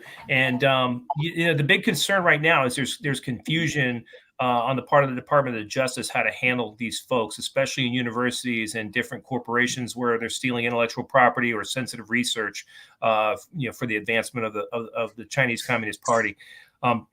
Foreign Agents Registration Act, that's kind of iffy. There's some espionage charges, but I challenge anyone, go look, start looking at the DOJ website for their press releases on who they're indicting and for what. There's not nearly enough with the volume of threat we're dealing with. One of the things that one of the tactics they're using, and I'm not saying anything that is classified or sensitive or anything like that. This is out there in news. It's in plenty of podcasts. There's books about it. They're collecting. It's death by 1,000 cuts. So you catch one person who, he stole some information from a university, but when you look at it on the face of it, it's like, oh, he's got notes on, what kind of equipment was in the lab, right? Or what type of computers are being used to teach the class. Another one will have detailed notes on the methodology that the professor was using to instruct the students. And these are in different universities. So when they send this stuff back, they send it back and their analysts just put it all together. And, like I said, it's collection by the aggregate, each little piece here and there. So it's hard to stop. Let's see, the talents program. So yeah, the Chinese, party had, what was it? They had the one child policy that took place for 40 some years.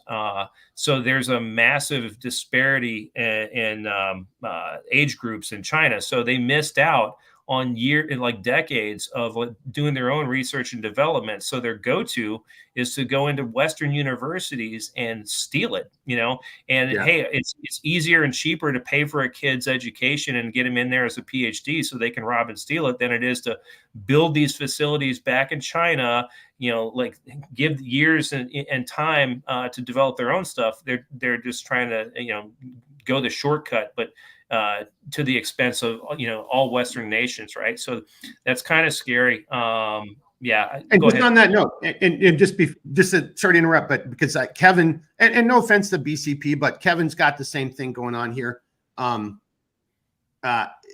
Background wise, you're absolutely right. If you're running some type of operation, and China, well, here's what I guess I'm really trying to say. Like, we conduct intelligence operations very differently as Americans, right? From the CIA perspective, you guys know that. The Chinese run it differently. The Russians run it very differently, right? But what you just described is a tried and true tactic, and they're totally okay with it. Do we run things that way? I mean, I can't talk about source and methods, but I will just say in my personal experience for the almost 10 years I was there, I never saw or heard or was even remotely aware of us running an op the way you just described it, Patrick. So bringing this back into the border, I kind of want Kevin to respond to that, because again, it's not just a humanitarian issue here. And I may not even be able to do the job that I wanted to do to accomplish tonight, to talk about how this is a huge national security issue. And Patrick, you just left us with one of those gems. Kevin, do you want to kind of respond to that before? And Patrick, how much more time do you got? You got a couple I gotta get going. So I do want to throw one more thing out there before I go, and it kind of follows up what Kevin was talking about. So, talking about the refugee crisis, right? We're all refugees. When we had Afghanistan, we had people from all over the place. We sent people to Europe and probably 6 or 7 different overseas locations where they would fly the Afghans to. They would screen them. They were checking. They were working in conjunction. They, being Department of Homeland Security, was working in conjunction with the military, the DoD. They were using all the databases to see, hey, do we have biometrics on these people? Can we identify them? Do we have any record? The go-to was, if there was no record on this person, then okay, welcome. Now we're going to fly you to the United States. There was a handful of airports they were flying them to, and then they were housing them at a couple military bases in the interim. That was to bring those people over here. This is not being done at our southern border, and that's another problem, because there are now documented, known terrorists, or KSTs. I like the fact that Kevin uses, our language, right? Known suspected terrorists that are in the country now, and the FBI, the Joint Terrorism Task Force, all the partners are trying to keep tabs on them. But again, with this volume, it's kind of hard, right? And because once that person gets, on a bus somewhere, or maybe they don't take that bus, they have, arranged some other transportation that we don't know about. Good luck. This is a massive threat. So I know we always kind of go into this fear mongering type thing, but this is not good for anybody. And just to kind of stick with the theme of the podcast, I think that everybody needs to take their own personal responsibility for their safety and security of themselves and their families serious. Get yourself in shape. Understand that you've got, actions that are legal to protect you and your family. And hey, arm yourself and just be cognizant. You stay in touch with your neighbors and know your community and what's going on. There's a lot of communities across the country that don't know that, hey, guess what?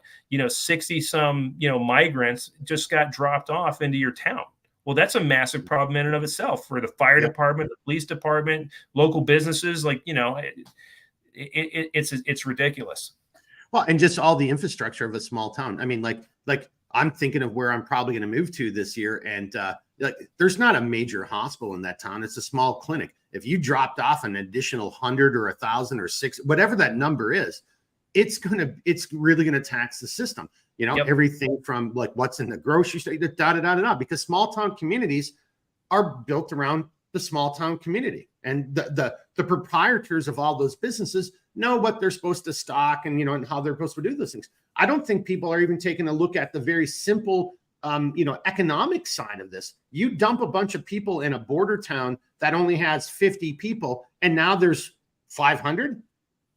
How is that community to deal with it? And then, that's just one other side of it. But dang it, Patrick, I wish you didn't have to leave, man, because I want to start talking a little bit more about the intelligence threat and the security threat that's posed by what's going on. And I really kind of wanted, and I'm so glad, Kevin, you could join us tonight. I know you're a super busy man. Kevin's got a family. Can I say this? Can I kind of boost you up a little bit? Can I talk about that you're a celebrity? We have a celebrity in our midst. Can I say this?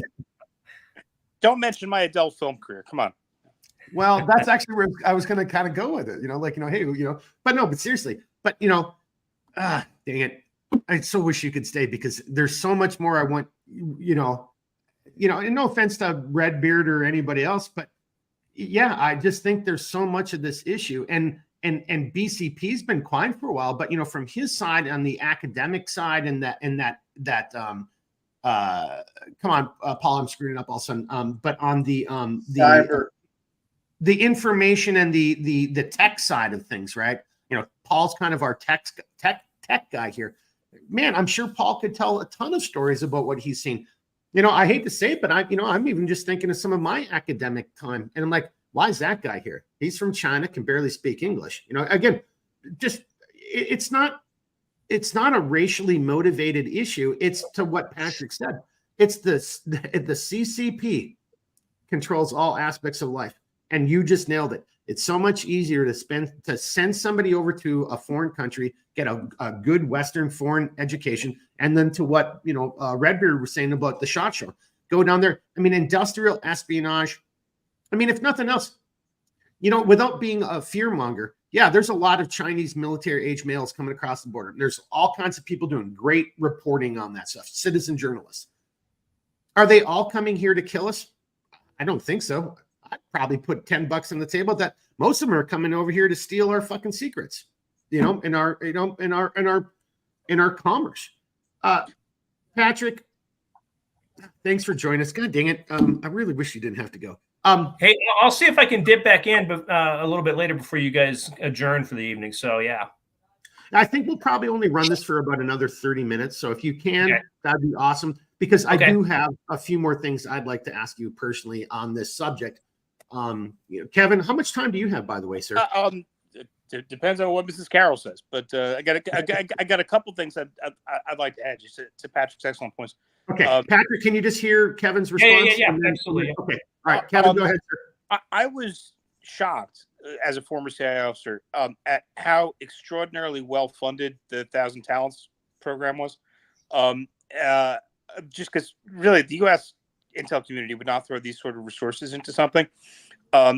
What they would do with one of these professors, ethnically Chinese, in the United States, is bring them back. And listen, my grandparents emigrated from Ireland, so let me give you sort of the Irish equivalent of what it would be. They would bring me back to the town where my grandparents were from. Fet me, throw a Kevin Carroll day. Have me give a speech at the local university. Give me an appointment at the local university with a separate, a generous salary. Ask me to award scholarships of my choice to poor Irish boys in the town. And then ask me when I return to the United States, could I please pass on some information from the university I was at? It was just very sophisticated and very well done in all sorts of ways. So the 1,000 Talents program is something that is going to be a real challenge to continue to deal with. Also, to his point, about the KSTs, what it reminded me of is this, and we all did counterterrorism work for a while. Back during sort of the Al-Qaeda period, if you were working counterterrorism, you sort of knew the handful of Al-Qaeda threat streams that were going on at any one time in the threat reporting, and they were super dangerous. And thank God they were able to foil pretty much all of them after 9/11 in the United States anyway. And then most of them, yeah. When you started coming into the ISIS period, there was just more stuff than the FBI could reasonably deal with. There were just so many online radicalized individuals. And sure enough, ISIS was able to start carrying out some attacks in the United States. Orlando, San Bernardino, individual cops and stuff like that were killed in New York. In New York, yeah. and running down those poor people on their bicycles. And it's kind of what it reminds me of now. The KST numbers, when I was working the issue 2017, 2018, it was a handful. And you could reasonably expect the FBI to have physical and technical surveillance on those handful of individuals who we, suspected or knew had entered the country. But once it starts getting up to some mid 3-figure number of KSTs in the United States, as you know, the FBI is not the size of the Russian FSB or the Chinese SSB or something like that. MSS. They don't have the amount of bodies, to just put 24/7 physical surveillance on people, and obviously there's appropriately constitutional limits on putting technical surveillance on people inside the United States. So I'm not trying to ruin your train of thought, but just to throw this out there, because what you just said is it's cannon fodder for the people who are like, so why was the FBI wasting resources focusing on people and school board meetings? Because to your point, that's all I'm trying to say. It's like, you are absolutely right. All right. Our entities are nowhere near the size of foreign entities. So why are we wasting our critical resources on bullshit? I'm not a bureau basher. I have clients under investigation by the FBI all the time, right? I mean, so they're sort of an opposition force for me now, in a sense. I've always thought that the FBI is spread too thin. I mean, I think they should decide to either focus on doing first-class criminal investigation of public integrity, securities fraud, things like that, bank robberies, kidnappings, or focus on being a counterterrorism and counterintel service. And I just think for the size they are, they're just spread far too thin. And then as you said, there's additional political issues as to, and I'll generally defend the Bureau on that stuff, but they're occasionally being turned to things that really shouldn't be a priority at all. Yeah. Well, I think most of us as Americans want to support these entities because we want to believe in them. That's what it should be. But, and then to your point, and Kevin, I think you may remember, I'm sure you and I had these conversations. My thing was, it's musical chairs. The FBI wants to be the CIA. The CIA wants to be the State Department. The State Department wants to be USAID. Delta Force wants to be ground. There was just like, everybody's just sit back in your chairs and do your job. So that's just my weird little comment in response to what Kevin just said about, are they spread too thin? Well, they probably are, because they're doing more than and Redbeard was here. He'd probably make some argument about, like, what is their actual charter? What is it really designed for? And again, I just couldn't get my buddy tonight. He's drinking whiskey with a bunch of his former FBI friends, but I would love to have heard from a former FBI guy on what you just said right there, Kevin. That would have been a good commentary. Patrick, I know you're bouncing. Your food's probably getting cold, or the whip's coming out, and you're getting in trouble. I don't know which one. But final comments, responses, and then Bounce. What do you got, sir? Well, I mean, I think number one, I think critical thinking skills are something that we need to embrace and impart upon the younger generation, so that they don't just take things at face value that they see on a 10-second clip on some type of social media platform. So, if the schools aren't going to do it, then I think it's up to family members and parents to do it. So that's one. And then finally, I mean, like with the volume of threat that's coming across the border, it kind of comes back to what we always say: just, hey, be prepared, and don't think that there's going to be some law enforcement entity or some Superman that's going to fly in your moment of crisis. You're your own first responder. You're going to have to be ready. So, without being in panic mode, just start slowly making strides towards, doing that. And if anything else, it just provides a sense of, individual spirit, which that to me is American. So, and once again, I'll end with my punchline. Hey, if you love America, I love you. And let's bring people together and not let the political system divide us. All right. Can I leave you with one last you got 3 more seconds. I want you to watch this. And I think it's like a minute long. And that'll give you something to keep you up for a little bit, and that'll actually then bring us back over to Kevin and BCP. Yep. Okay, I got it. Okay, here we go. I'm just going to share this real quickly. This really will only take a few seconds. It's actually so it's the numbers you need to understand. Yale University released a study last week by 3 researchers, all of them liberal, I believe, who concluded that the actual number of illegal aliens in this country is not 11 million. It's north of 22 million. 22 million. Fact 1. Fact 2. The Democratic Party is now, as a matter of policy, calling for the legalization of all illegals in this country. Citizenship voting rights. 22 million new voters. Fact 3. The overwhelming majority of first-time immigrant voters vote Democrat. Fact 4. The largest margin in American presidential history was 17 million votes. 1984 election between Mondale and Reagan. And Reagan, yeah. 17 million. You would add to our voter rolls 22 million at least permanent electoral majority in perpetuity. That's what this is about. It's not about making the country better, serving our labor needs, helping the population. It's about putting Democrats in power forever. That is the truth of our immigration debate, period. All right, Patrick, just a little something to say thank you as you leave the podcast. Just something more to think about. I mean, I know he's a controversial figure, but look, he's kind of backing it up. And if that's kind of true, like we're not just effed, we're really effed. So, on so many levels, and we've been talking for over an hour and a half, and we haven't been even in this period of time, 90 minutes, we haven't been able to even get to some of the other larger, because which topic is more pertinent than the other? They're all pertinent, whether it's industrial espionage, whether it's threats against the homeland, whether it's terrorism, whether it's just like, hey, we just can't simply afford this. I mean, like, and how are you going to pay for all this stuff? Because the one thing that I don't think anyone's brought out yet is if that's correct, right? See, and actually, I thought it was 8 million was the number. He's claiming that it was 11 million is the official number.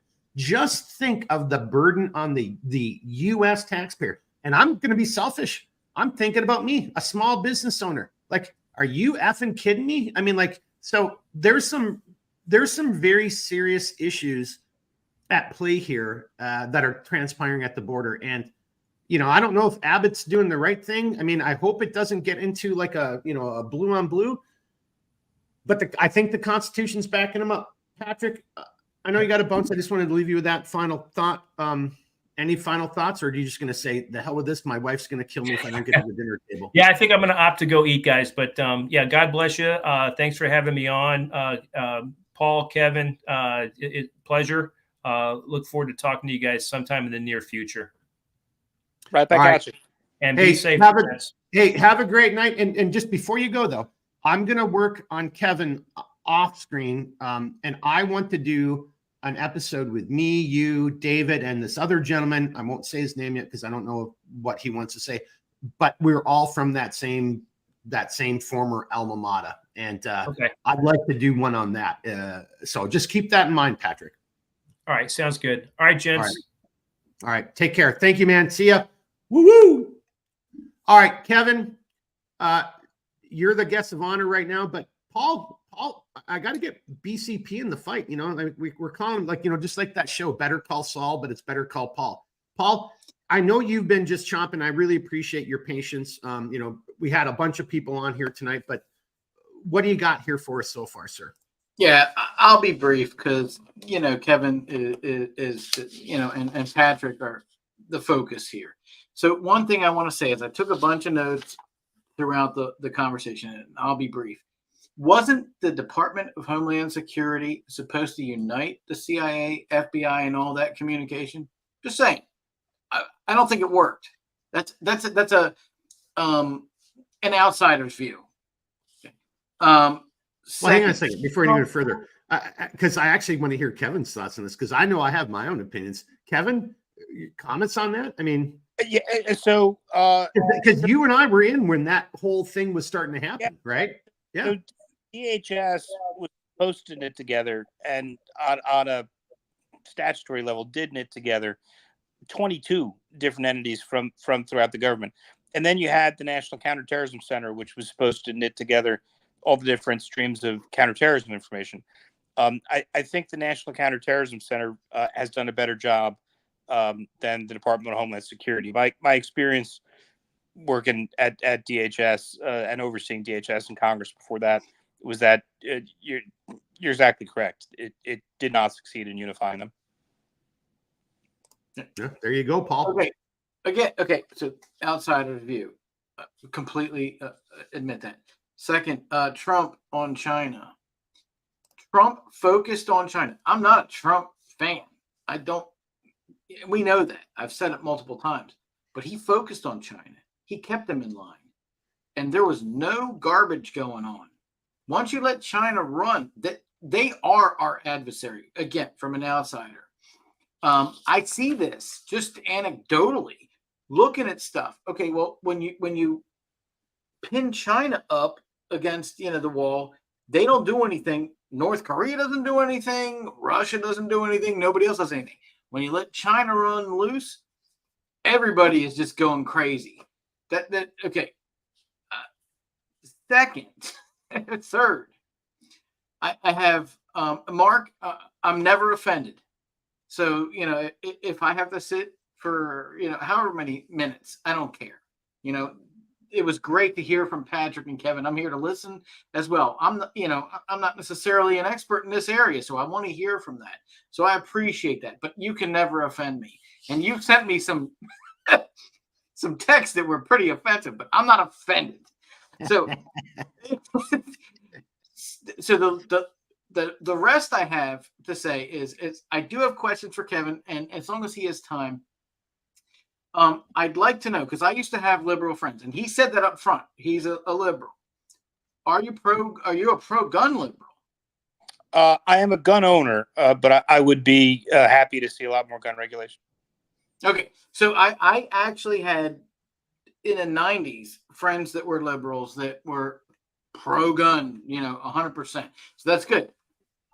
No harm, no foul. At least, it's fine.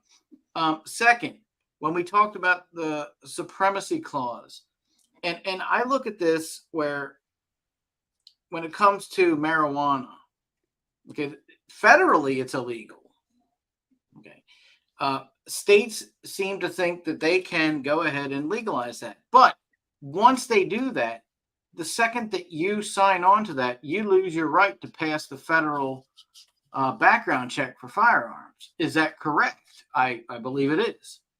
I think you're right, and the law is a real mishmash right now, and I have some experience with this where marijuana dispensaries will go to law firms and ask for legal advice on complying with state law legal advice, and some law firms will say, sure, you're looking for regulatory advice. That's what we do, is we help people follow the law.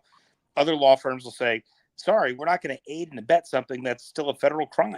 And both arguments have validity. It's a real problem.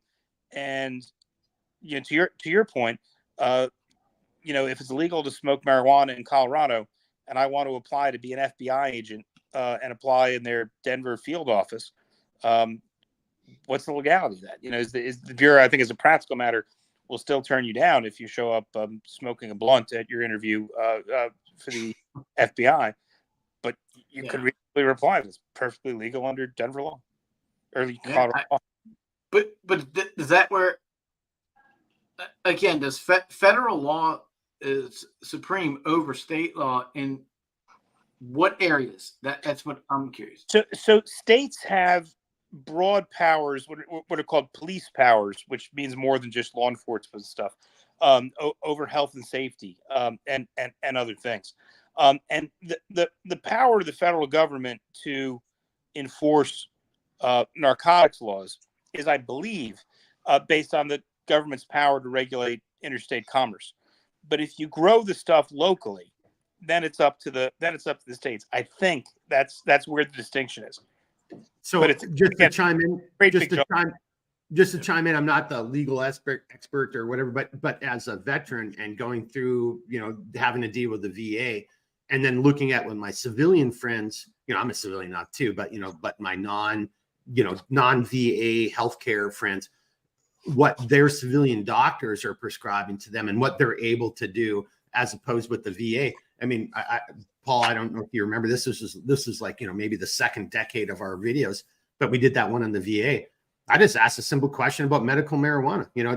There's many forms of it, and my friends on the civilian side who had the same issues were getting prescribed medical marijuana, and they were espousing the virtues. They're like, hey, dude, these pills work like great, right? And I'm like, oh, if that could help me. But the moment I brought it up to my VA doctor, he just didn't want to have anything to do with it. So, Kevin, I'm just bringing it up to your point. I mean, I think that to me has always been, that's the difference on that federal and that local level. Like so I could pursue it, but I'd have to pay for it out of pocket. Because there's clinics, and I could go, hey, you've got sleep apnea and severe, pains and, da-da-da. Yeah, well, we can give you these little pills, da-da-da-da-da.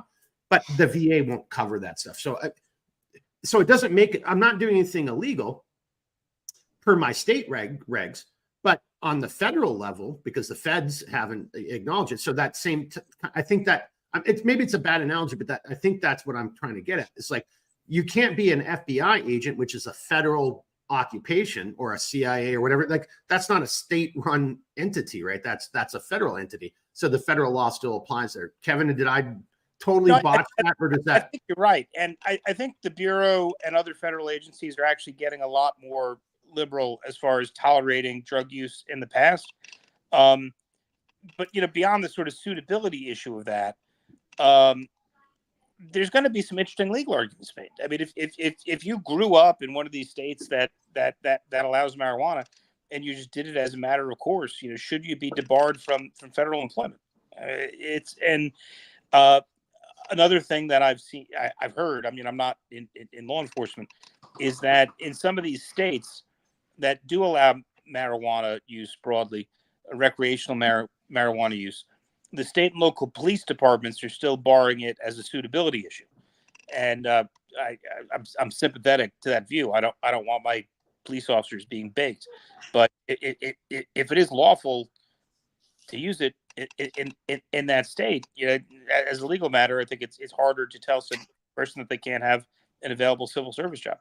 Well, exactly. And if it's legal in that state, just like alcohol's legal and alcohol's a drug, I mean, like, you can't show up to work drunk, and you can't show up to work stoned. I mean, like, that's always been my argument. Federal, you can't do it, right? Well, if it's okay, illegal, we're getting a little. I gotta rein us down here. But this is a great. I did not plan it. I'm gonna do something here a second. But we need to bring this back over to the border, because but I do think this conversation that you guys just, Paul, that you just kind of initiated, even talking about drugs, it still begs the question, because, well, isn't it the same thing? Like, on some level, I want to take care of people in need coming across the border, but on another level, it's illegal to just walk across the border. You have to go through a POE. So you have to go through a legal process, just like marijuana or whatever, whatever it is, if you're talking about a controlled substance or whatever. But now just give me a second here. Let me just show you guys something.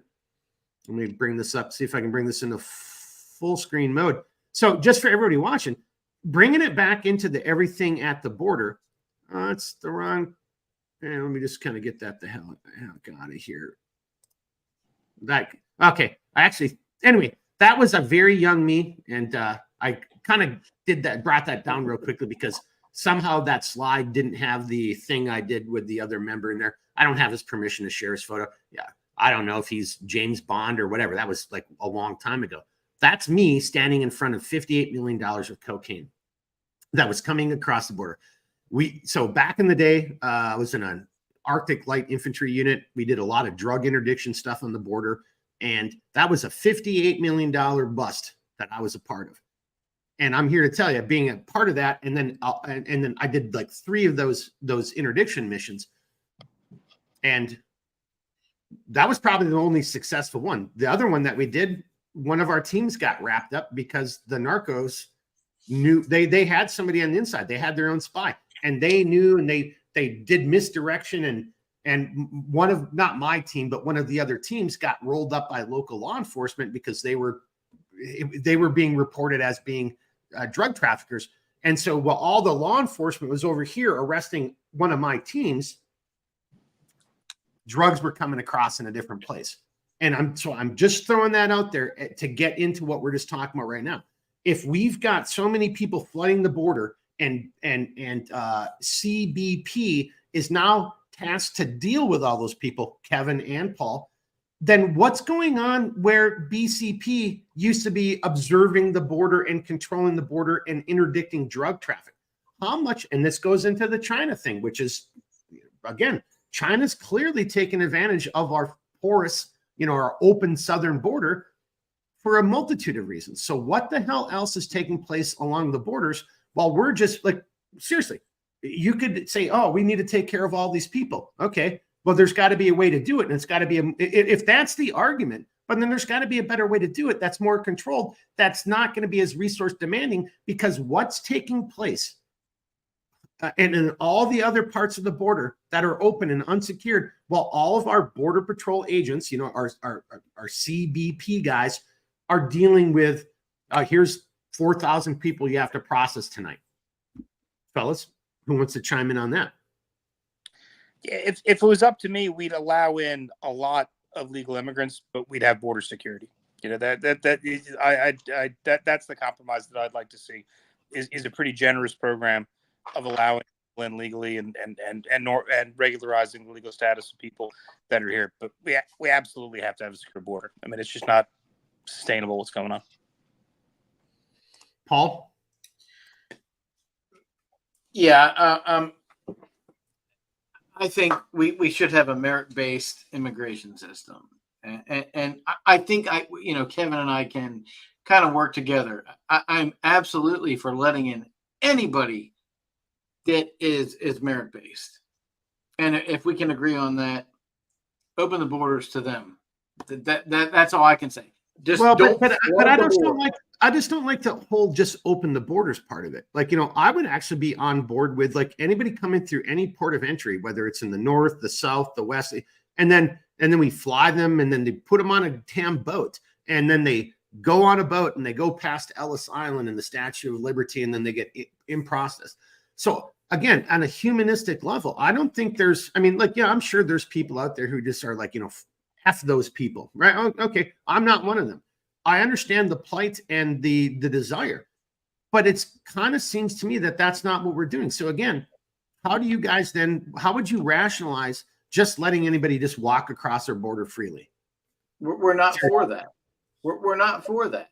At least I'm not, and I don't believe Kevin is either, but I won't speak for him. I am for, if you want to, you don't have to pledge allegiance to the United States, but you have to assimilate. If you're going to be an American citizen, well, okay, now that could be a completely separate issue. But if you're an American citizen, I mean, look, there's so many again, everybody do your own homework. There's videos of individuals like, yeah, and when I went through it, I didn't do that. I just remained silent. So I never actually swore an oath of fealty to this country. No, I'm not saying swear an oath. I'm not saying swear an oath. I'm saying have good intentions. And so see, I'm torn because I come from the tech field where I have people that are trying to become U.S. citizens, and it takes them 12 years to become a citizen because they have to go through all this stuff. They have to go back to their home country here and there.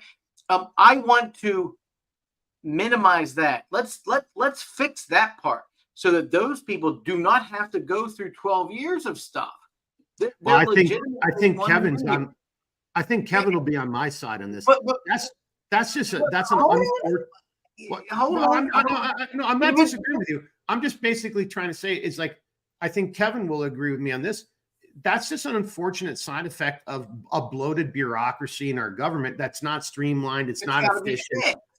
Yeah, Kevin. Again, but we can't let people come in. Cutting barbed wire down, letting them come in and making them, have citizen kids and stuff. When I know people that I actually, worked with that could not become citizens for a decade or more. And that's disgusting to me. They were trying to do it the right way. And now Biden is allowing this to be done way wrong. So I'll shut up. But no, your last comment was a good one. But hey, fellas, so we're almost at 2 hours. With your guys' permission, why don't Kevin, I know you got to do some stuff. Paul and I are the losers. We can hang out, but I know you got to do some. So why not? This is a good first, kind of, point of intersection into this larger subject. We've kind of talked about a multitude of things tonight. Again, I didn't actually even get to my point. This is a huge counterterrorism, national security issue. But Kevin, BCP, how about we just kind of start wrapping up? We still got a handful of people watching. It's Friday night. It's kind of, well, for you guys, I mean, it's like 2100 right now. So, should we just wrap it up with final comments here, guys? Yeah, I agree with Paul. It can't be a mad dash across the border. And also, the way to maintain popular support for a generous immigration policy is for it to be merit-based. And I believe Mitt Romney suggested, just as a hypothetical, allowing in 1 million people a year, 800,000 merit-based, 100,000 refugees, 100,000 asylees. But that actually sounded kind of reasonable to me. Most of the people we let in the country need to be merit-based to maintain the popular support for the program. But for the counterterrorism and counterintelligence reasons that everybody set forth, it can't just be a mad dash pell-mell across the border. That's not working, and it's not fair to the people that are trafficked either, or smuggled. I mean, it's horrible to what happens to the young women and the young men in either prostitution or rape or gangs. It's an ugly situation. Yeah, and honestly, we did a disservice. We didn't even really talk about that as part of the why this whole border issue is something we all, as a nation, as a culture, we've got to figure this out. Because Kevin, what you just said right there, I mean, that's a huge thing right there. Just the sex slaves and child trafficking. If for no other reason, it's so that we don't become. Oh, did I just lose my camera? Can you guys still hear me? You did. Your battery's gonna die soon. We better. Yeah. Well, but if you can still hear me, I'll just go swap my battery. But you see what I'm getting at? Let's let you guys have the final kind of comments here, and we'll start wrapping this up. I'll switch batteries real quickly. So go ahead. I think that Kevin and I agree on immigration. Honestly, I know we're probably not 100% in agreement, but I think we have a good 75 to 80% agreement on that. And if we could get people in both parties that represent us, right? That's what matters. To agree with us, we'd be good. And I hope we can get there. Amen. Yep. Okay, so while Mark's changing his camera, the one comment I had, do your own homework, do your own research, has been washed out by Washington Post. You should not do your own homework. You should not do your own research. And the fact that they said that drives me nuts. Okay. We all should do our own homework. We should research multiple sites. You shouldn't just watch, Fox, The Blaze, what else is The Hill, WAPO, New York Times. You should watch, research and read all of them is what I think. Because that way you get a full perspective of what you need to know. And that's what I try and do. Now, when they put me behind a paywall, I close that article out. I'll read somebody else. But, but I'm definitely going to read both. And there isn't both sides, man. We're all over the place these days. And I don't even know where we belong, but we need to unite as a country, as Americans. And, say, all right, well, we don't agree on this. We don't agree. And Mark and I have discussed this. Go back to the Clinton years. Look, I think those were the best times politically this country has had, at least in my lifetime, and probably before that, because there was compromise there. And you may not have liked Bill Clinton, you may not have liked Newt Gingrich, but they got together and they compromised and they did things. And guess what happened? The economy boomed. I love Reagan, right? I love Reagan, but he did fix some things, but the economy boomed under Clinton. You could give the tech boom credit for that, okay? But I'm gonna say I think it was unity within our government that allowed all this stuff to happen. So it's a combination of the two. We can't deny the tech boom because that's my life, right? I live in tech. But we have, once Bush got elected, W. Bush, you could even say the first one, because and Mark knows I'm no fan of either of them. But, once he got elected, it was 100% you're either with us or them. 9/11, it was unity for 2 days.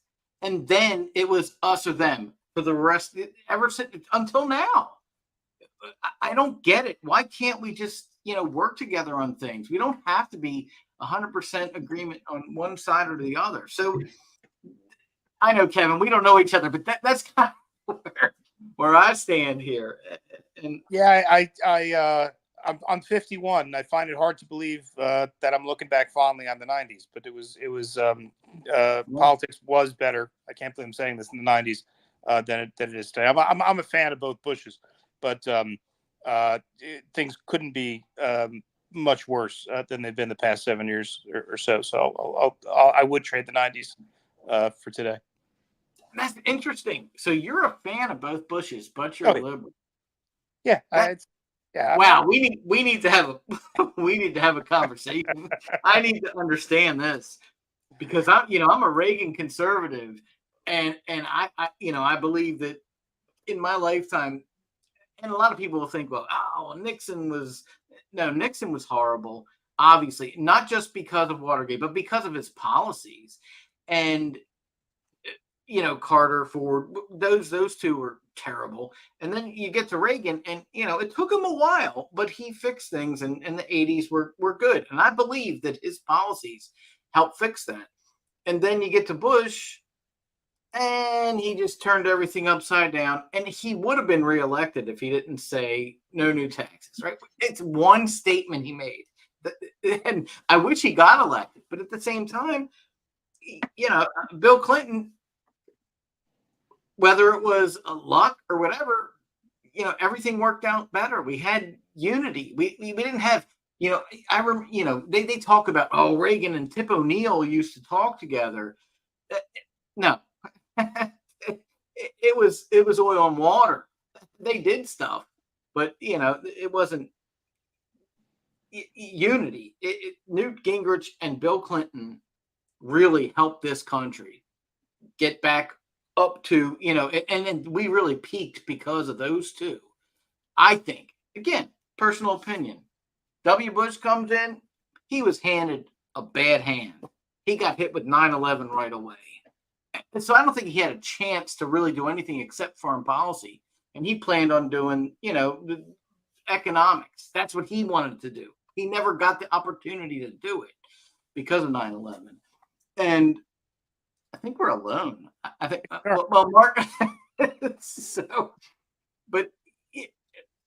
I don't want to drone on that, but, ever since Bush was elected and the Florida Chads and all this stuff, we've been divided. It's not new to Obama. It's not new to Trump. It's been since Bush and Gore that we've been divided. Hey, can you guys hear me now? We can, and we saved the world's problems in your absence. So I could hear you guys the whole time.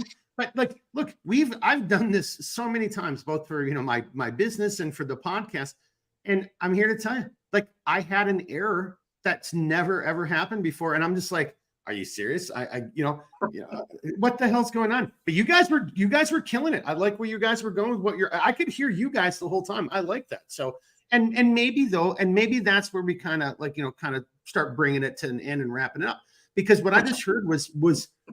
Look, we don't agree. I just heard you guys talking about stuff, and we agree on some things, we disagree on other things, but there was still a message of unity.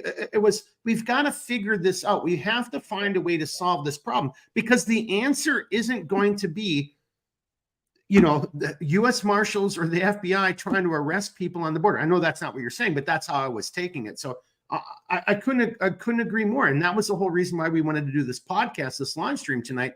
And again, Kevin, huge thanks for you joining us. And I apologize for my technical issues that kind of just delayed it, because now you're late. And So why don't we just kind of start wrapping up? But I love that message of unity that you guys are just trying to bring up. We can, as a people, work through our differences if we're open-minded and not so selfish that we just can't even find a common ground. There are people coming across their border who really are fleeing from, and looking to us to be that beacon on that hill. They want to come to America because America used to mean something and it stood for something. And that draw is still there. But then on the other side of it, though, there are a lot of negative things that we just can't allow. We can't go down this course or this road much longer, because it's like shooting yourself in the foot. I mean, with the chem bio labs, the industrial sabotage, the potential, going back to your guys, the known or suspected terrorist KSTs, like we are allowing ourselves to be screwed. And that just doesn't make any sense. And no people should willingly go down that road, in my humble opinion. I mean, I just think it's done. And we didn't even touch on the industrial espionage aspect of who's coming across our border. But more often than not, kind of going to what Paul's point is, like from the universities, and Kevin, you brought this up too, and so did Patrick. There's no need to infiltrate somebody across the border surreptitiously, where you can just have, a university or a medical facility or somebody invites them in, and now you can just glean all that information, and there's tons of Americans and tons of politicians who are clearly on somebody's payroll, and some of them have been busted, and some of them it's a matter of like, well, they've been charged with this, and they're being accused of X, Y, and Z, because there's some open cases. I'm thinking of what's his face from New Jersey right now. And that's not China, but you see what I'm getting at. It's still espionage. It's still intelligence operations. It's still influence operations. At the end of the day, boys, final comments. We'll start wrapping this up, and we'll wrap it up. Your guys' final. So what should we do then? What is the solution? How do we fix it? Well, first off, do you think there's a problem? And if you don't think there's a problem, then I guess there's no solution. But if you think there's a problem, what are we supposed to do? And I'll come to you first, Kevin. I'll go, and I apologize. I really got to go. Yep. Yeah, I mean, I think everybody agrees that we need to secure the border, and I'd like to see that matched with a generous legal immigration program, which should be merit-based, and also with increased foreign aid to Central America and other places that are sending the immigrants. I think that would get the job done. But most importantly, it's wonderful to see your face again, and very, very good to be back in touch. And I really appreciate you asking me to be on. It's been a pleasure. Well, I'm just so happy. I'm serious. For everybody who's watching, again, we've had people coming and going, and whoever watches this in the future. So Kevin and I, again, go back to the beginning of the video. We were in some shitty locations with each other, and in a pretty I mean, seriously, Kevin, it was the Wild West at that point, right? I mean, it still was the Wild West. Yeah. And, and then, Kevin's gone on and done great things. All I've done is I've gone on and grown a beard. So, but it's great. His name is right next to this other gentleman's name. And I've got this great picture of Kevin on the roof of a building in DC, and he's smoking a cigar. And I'm just like, oh, it was like God was guiding my hand, and I just had to reach out, and we sat and bullshitted for a while last night, but it's so good to see you. And I hope you and your family, honestly, we'll talk offline, because I got a bunch of questions, how everything's going, but thank you so much for taking the time out of your life.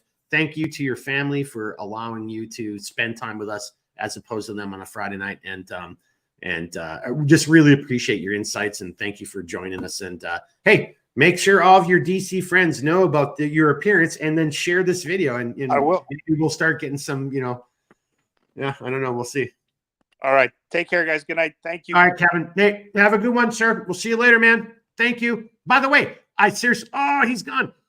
Paul, I just had to say, mustache. I love the mustache. That was a classic 80s Magnum PI style mustache, wasn't it? Yeah.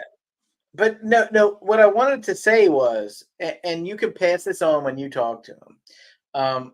I agree 100% with his immigration policy. What I would like to know from him, and you can ask him this when you talk to him, what do we do with those that came here that were not merit-based? Yeah. That's it. That's it. That would have been my ending point there. But no, it was great to talk to him, and I really enjoyed it, and hopefully we can get him back. Well, no, because we'll get him back. absolutely valuable. But on your point there, like, what do we do with those who aren't? If we're going to use a merit-based type of system, Because he agreed with merit-based. yeah. So what do we do? No, with but the those real who question is, are what not do we? merit-based? Well, And- that's the real question, right? And I think that's a great way to end this live stream, this podcast tonight. What are we going to do with people if we use a merit-based system?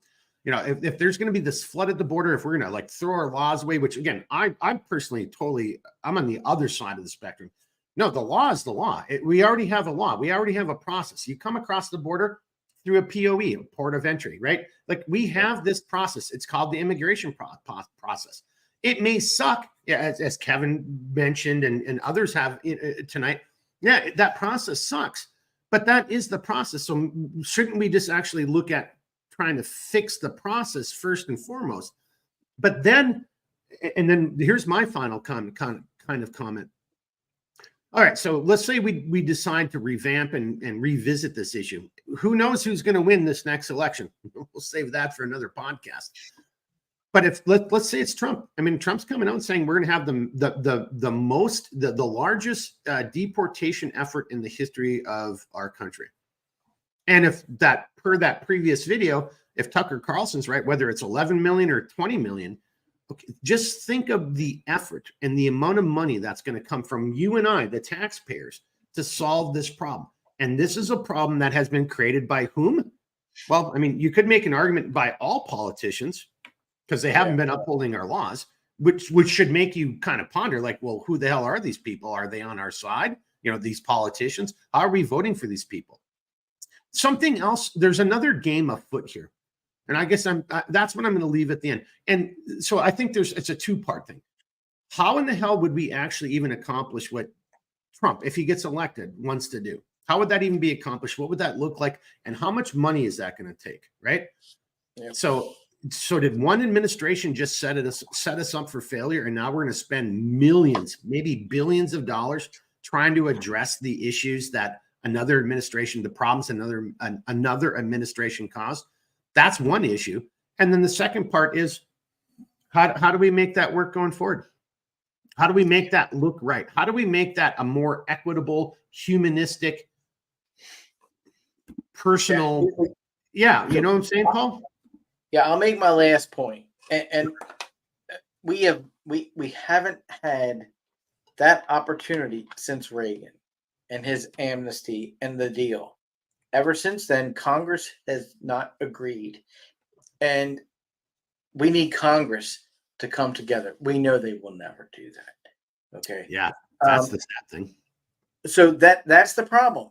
Trump coming in saying he's going to deport all these people, it's not possible. I don't know how he does it. Congress is not going to go along with it. They haven't agreed since the 80s. And when they agreed then, it was garbage. They're all playing the game to stay elected, and we're screwed. But we do need, we need to do something. We need somebody. Now, if Trump's going to get behind Abbott and all that stuff, and now people are already talking about insurrection charges and all this stuff because he's encouraging states to go against the federal government. I think that's a legitimate charge. I think he's right in what he's doing, but they are going to push that legitimately, and they're going to cripple him from the beginning. And we got another 4 years of a crippled president. So I hope we can figure this out. I'm just totally discouraged, but I'm positive in the fact that I want us to, let's unite and do the best we can. This is not for you or me, Mark, and Redbeard and everybody that was here. This is for the future. And right now, I am so discouraged, but I'm never going to give up. I will not give up. I'm not going to show up at a rally. God knows you don't go to a rally, you end up in jail. But I'll support, somebody in other ways. Well, I think you just kind of said it right there. Like, again, it's still a message of hope, but there's an underlying message of, but we better get serious about it and figure something out. And sometimes, yeah, is Trump right? Like, I'm just going to deport everybody. I mean, that's going to take a shit ton of money, but is that the right thing? Like, so part of me is like, well, I'm okay with my tax dollars going towards that effort because these people are here illegally. But as a human, I'm like, well, okay, they're not all bad people. I mean, so can we figure this out a little bit? Like, I don't know what the answer is. And I don't know if you who's watching or listening to this podcast. Learn me something is here. Learn me something just in the comment. Check out the comments. Learn me something. All right, let me just see here. I got you now. Don't forget the trap that may be set to secure the border under condition. Well, no. So learn me something. Yeah, you're absolutely right. I actually think I know who this is, but no, that's a great point. I mean, yeah. So, and we didn't even get a chance. We've been talking for 2 hours, and there's so much nuance to this conversation. But I think I know who this is. But New York, hey, New York, you're absolutely right. No. There's more to this, and there are people who are making that argument. See the previous podcast, about the replacement theory. We actually kind of talked about a little bit here today, and this influx and then how it's changing the, how we're Paul, what's the word I'm looking for here? Like our redistricting, how we're looking at that stuff. Gerrymander. And Jared, yeah, exactly. So this subject is much deeper than just the humanistic. Should we or should we not take pity and support people from who are living under horrible conditions or under totalitarian regimes or whatever the argument's going to be?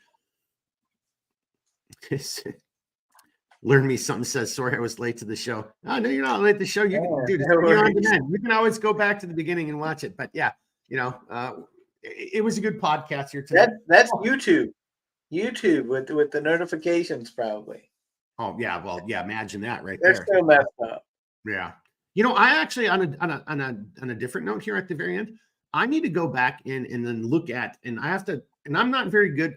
I've never been on Twitter. It's a new thing. I don't really know how to use it, but I need to go onto Twitter and Rumble and then try to see, well, did anybody from those platforms see this live stream? Are the only people who are commenting, are they from YouTube? Are they, I've got to still figure that stuff out. So that's my pledge to everybody else. I've got to get better at this. We're just a bunch of guys who are just using this. We're using the technology. We're using the tools that are given to us. And we've got a bunch of other really smart and good-natured people. We're trying to bring them to the table and have these conversations because maybe it'll help one person. And honestly, that's kind of my final comment right there. Yeah. Oh, actually, sorry, I got one more comment for you. Final comment right there. What do you think, Paul? Yep. I guess we are living in hell. So I just got to throw it there. That was sent to me in a text message while we were doing the podcast. And I said, I'm going to have to figure out a way to get that into the podcast. And there was my way of doing it. So somebody else who was watching this didn't want to chime in or whatever, but sent that to me and I just had to do it. So anyway, all right, Paul, let's wrap this up. We're at about 2 hours and 20 minutes. A little bit long here for tonight, but what do you got, sir? What are your final comments? No, I have been staring at a skirt over hours, and I have completely enjoyed this podcast. I love the new guests. Well, Patrick's not new, but I love the perspective and having Kevin and Redbeard and Patrick and Mark interact. I'm an outsider in that group, right? I'm a tech guy. I stare at a screen all day. It drives me crazy, but I have to do it.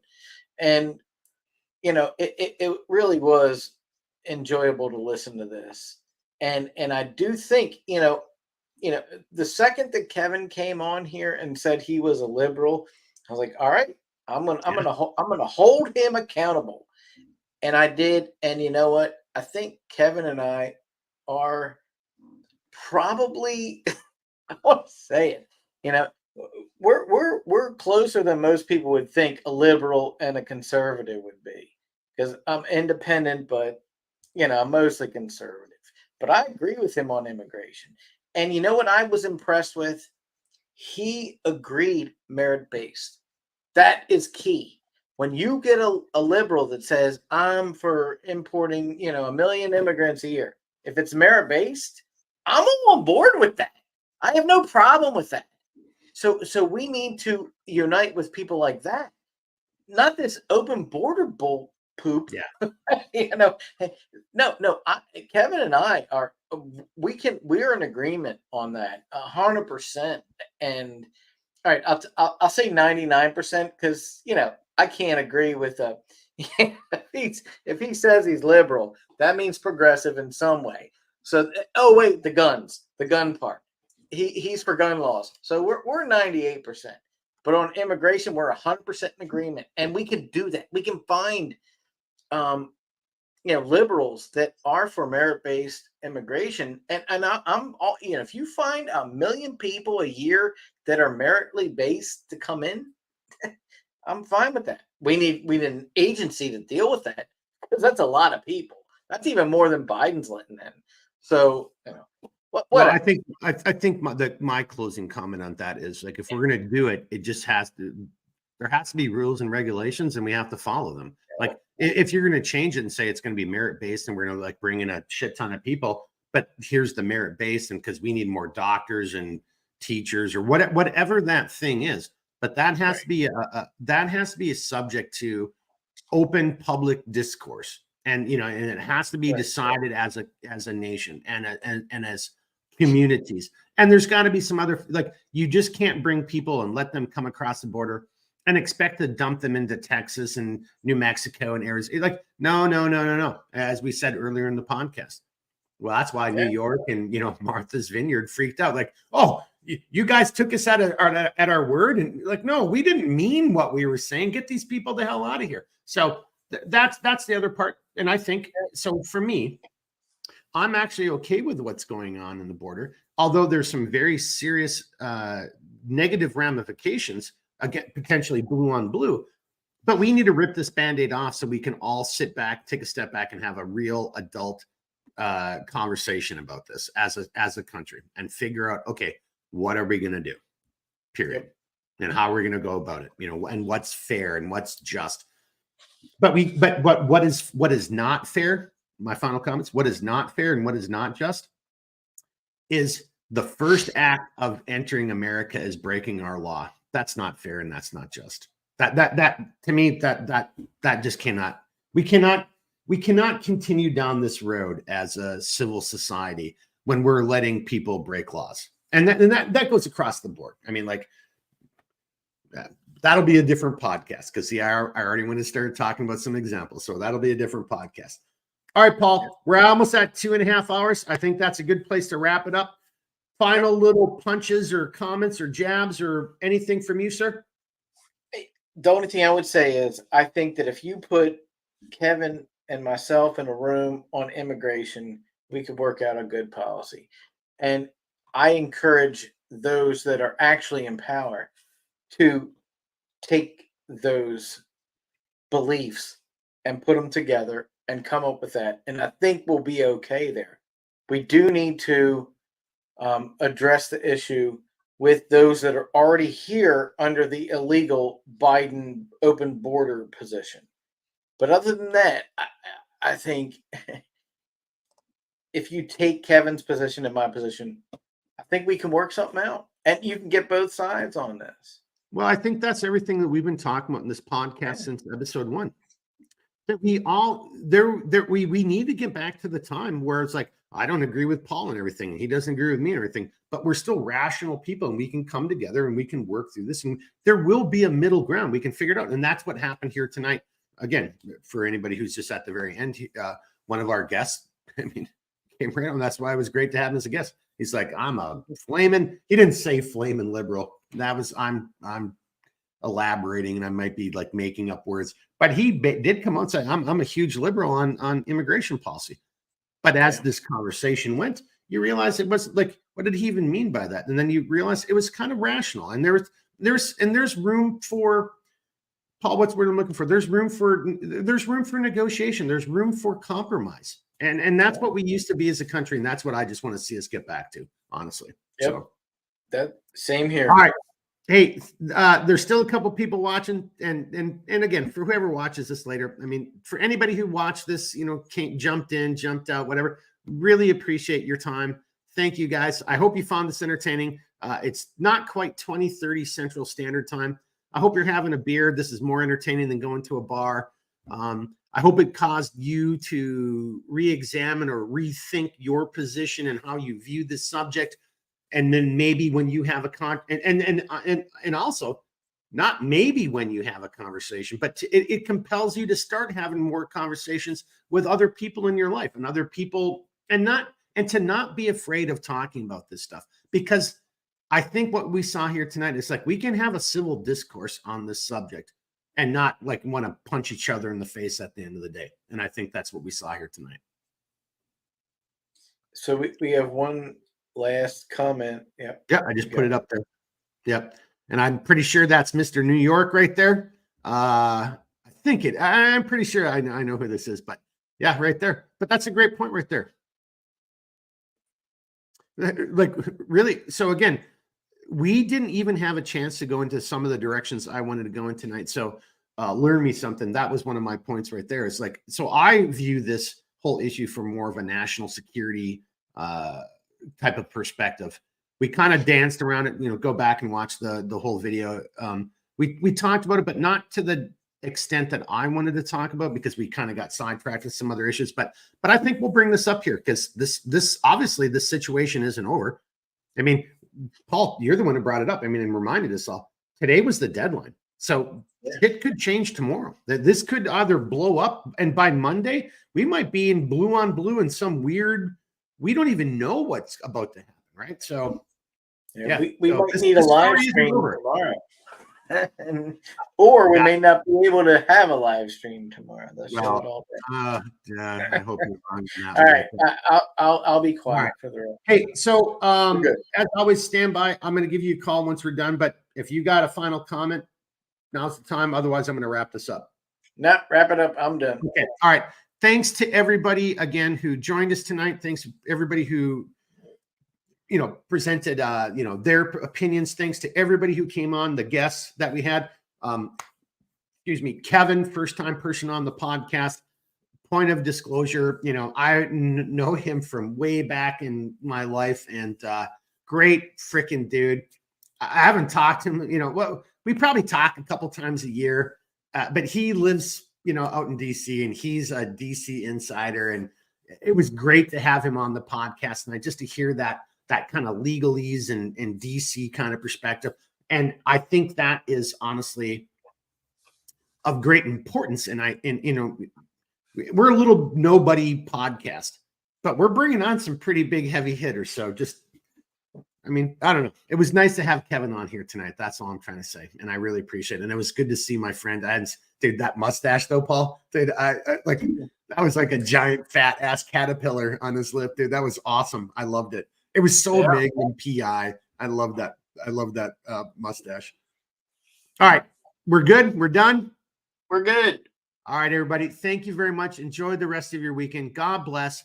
And we don't have Jeremy here for the outro, so I'm going to do my pathetic attempt at an outro, which is I got one extra here. Okay. All right. It's all you then. It's just the shirt. Hey, slow down. Let me bring you up full screen. Oh, there you go. Stay dangerous. Stay frosty. Stay strapped. Hell yeah. It's Black Scout. It's backwards. It's stay frosty, stay strapped, stay dangerous. But whatever. Whatever. Yeah, but the point is the same. We like stay frosty, stay strapped, stay dangerous. So hey, and that's a great point to end it on. So everybody, thank you for joining us here tonight. Thank you for watching the podcast. Thanks to all the guests who came on tonight. Patrick, Kevin, Jeremy, BCP. We really appreciate it, and we'll see you on the next podcast. And yeah, just be good. All right, just be good, people. We'll talk to you again soon. All right, everybody.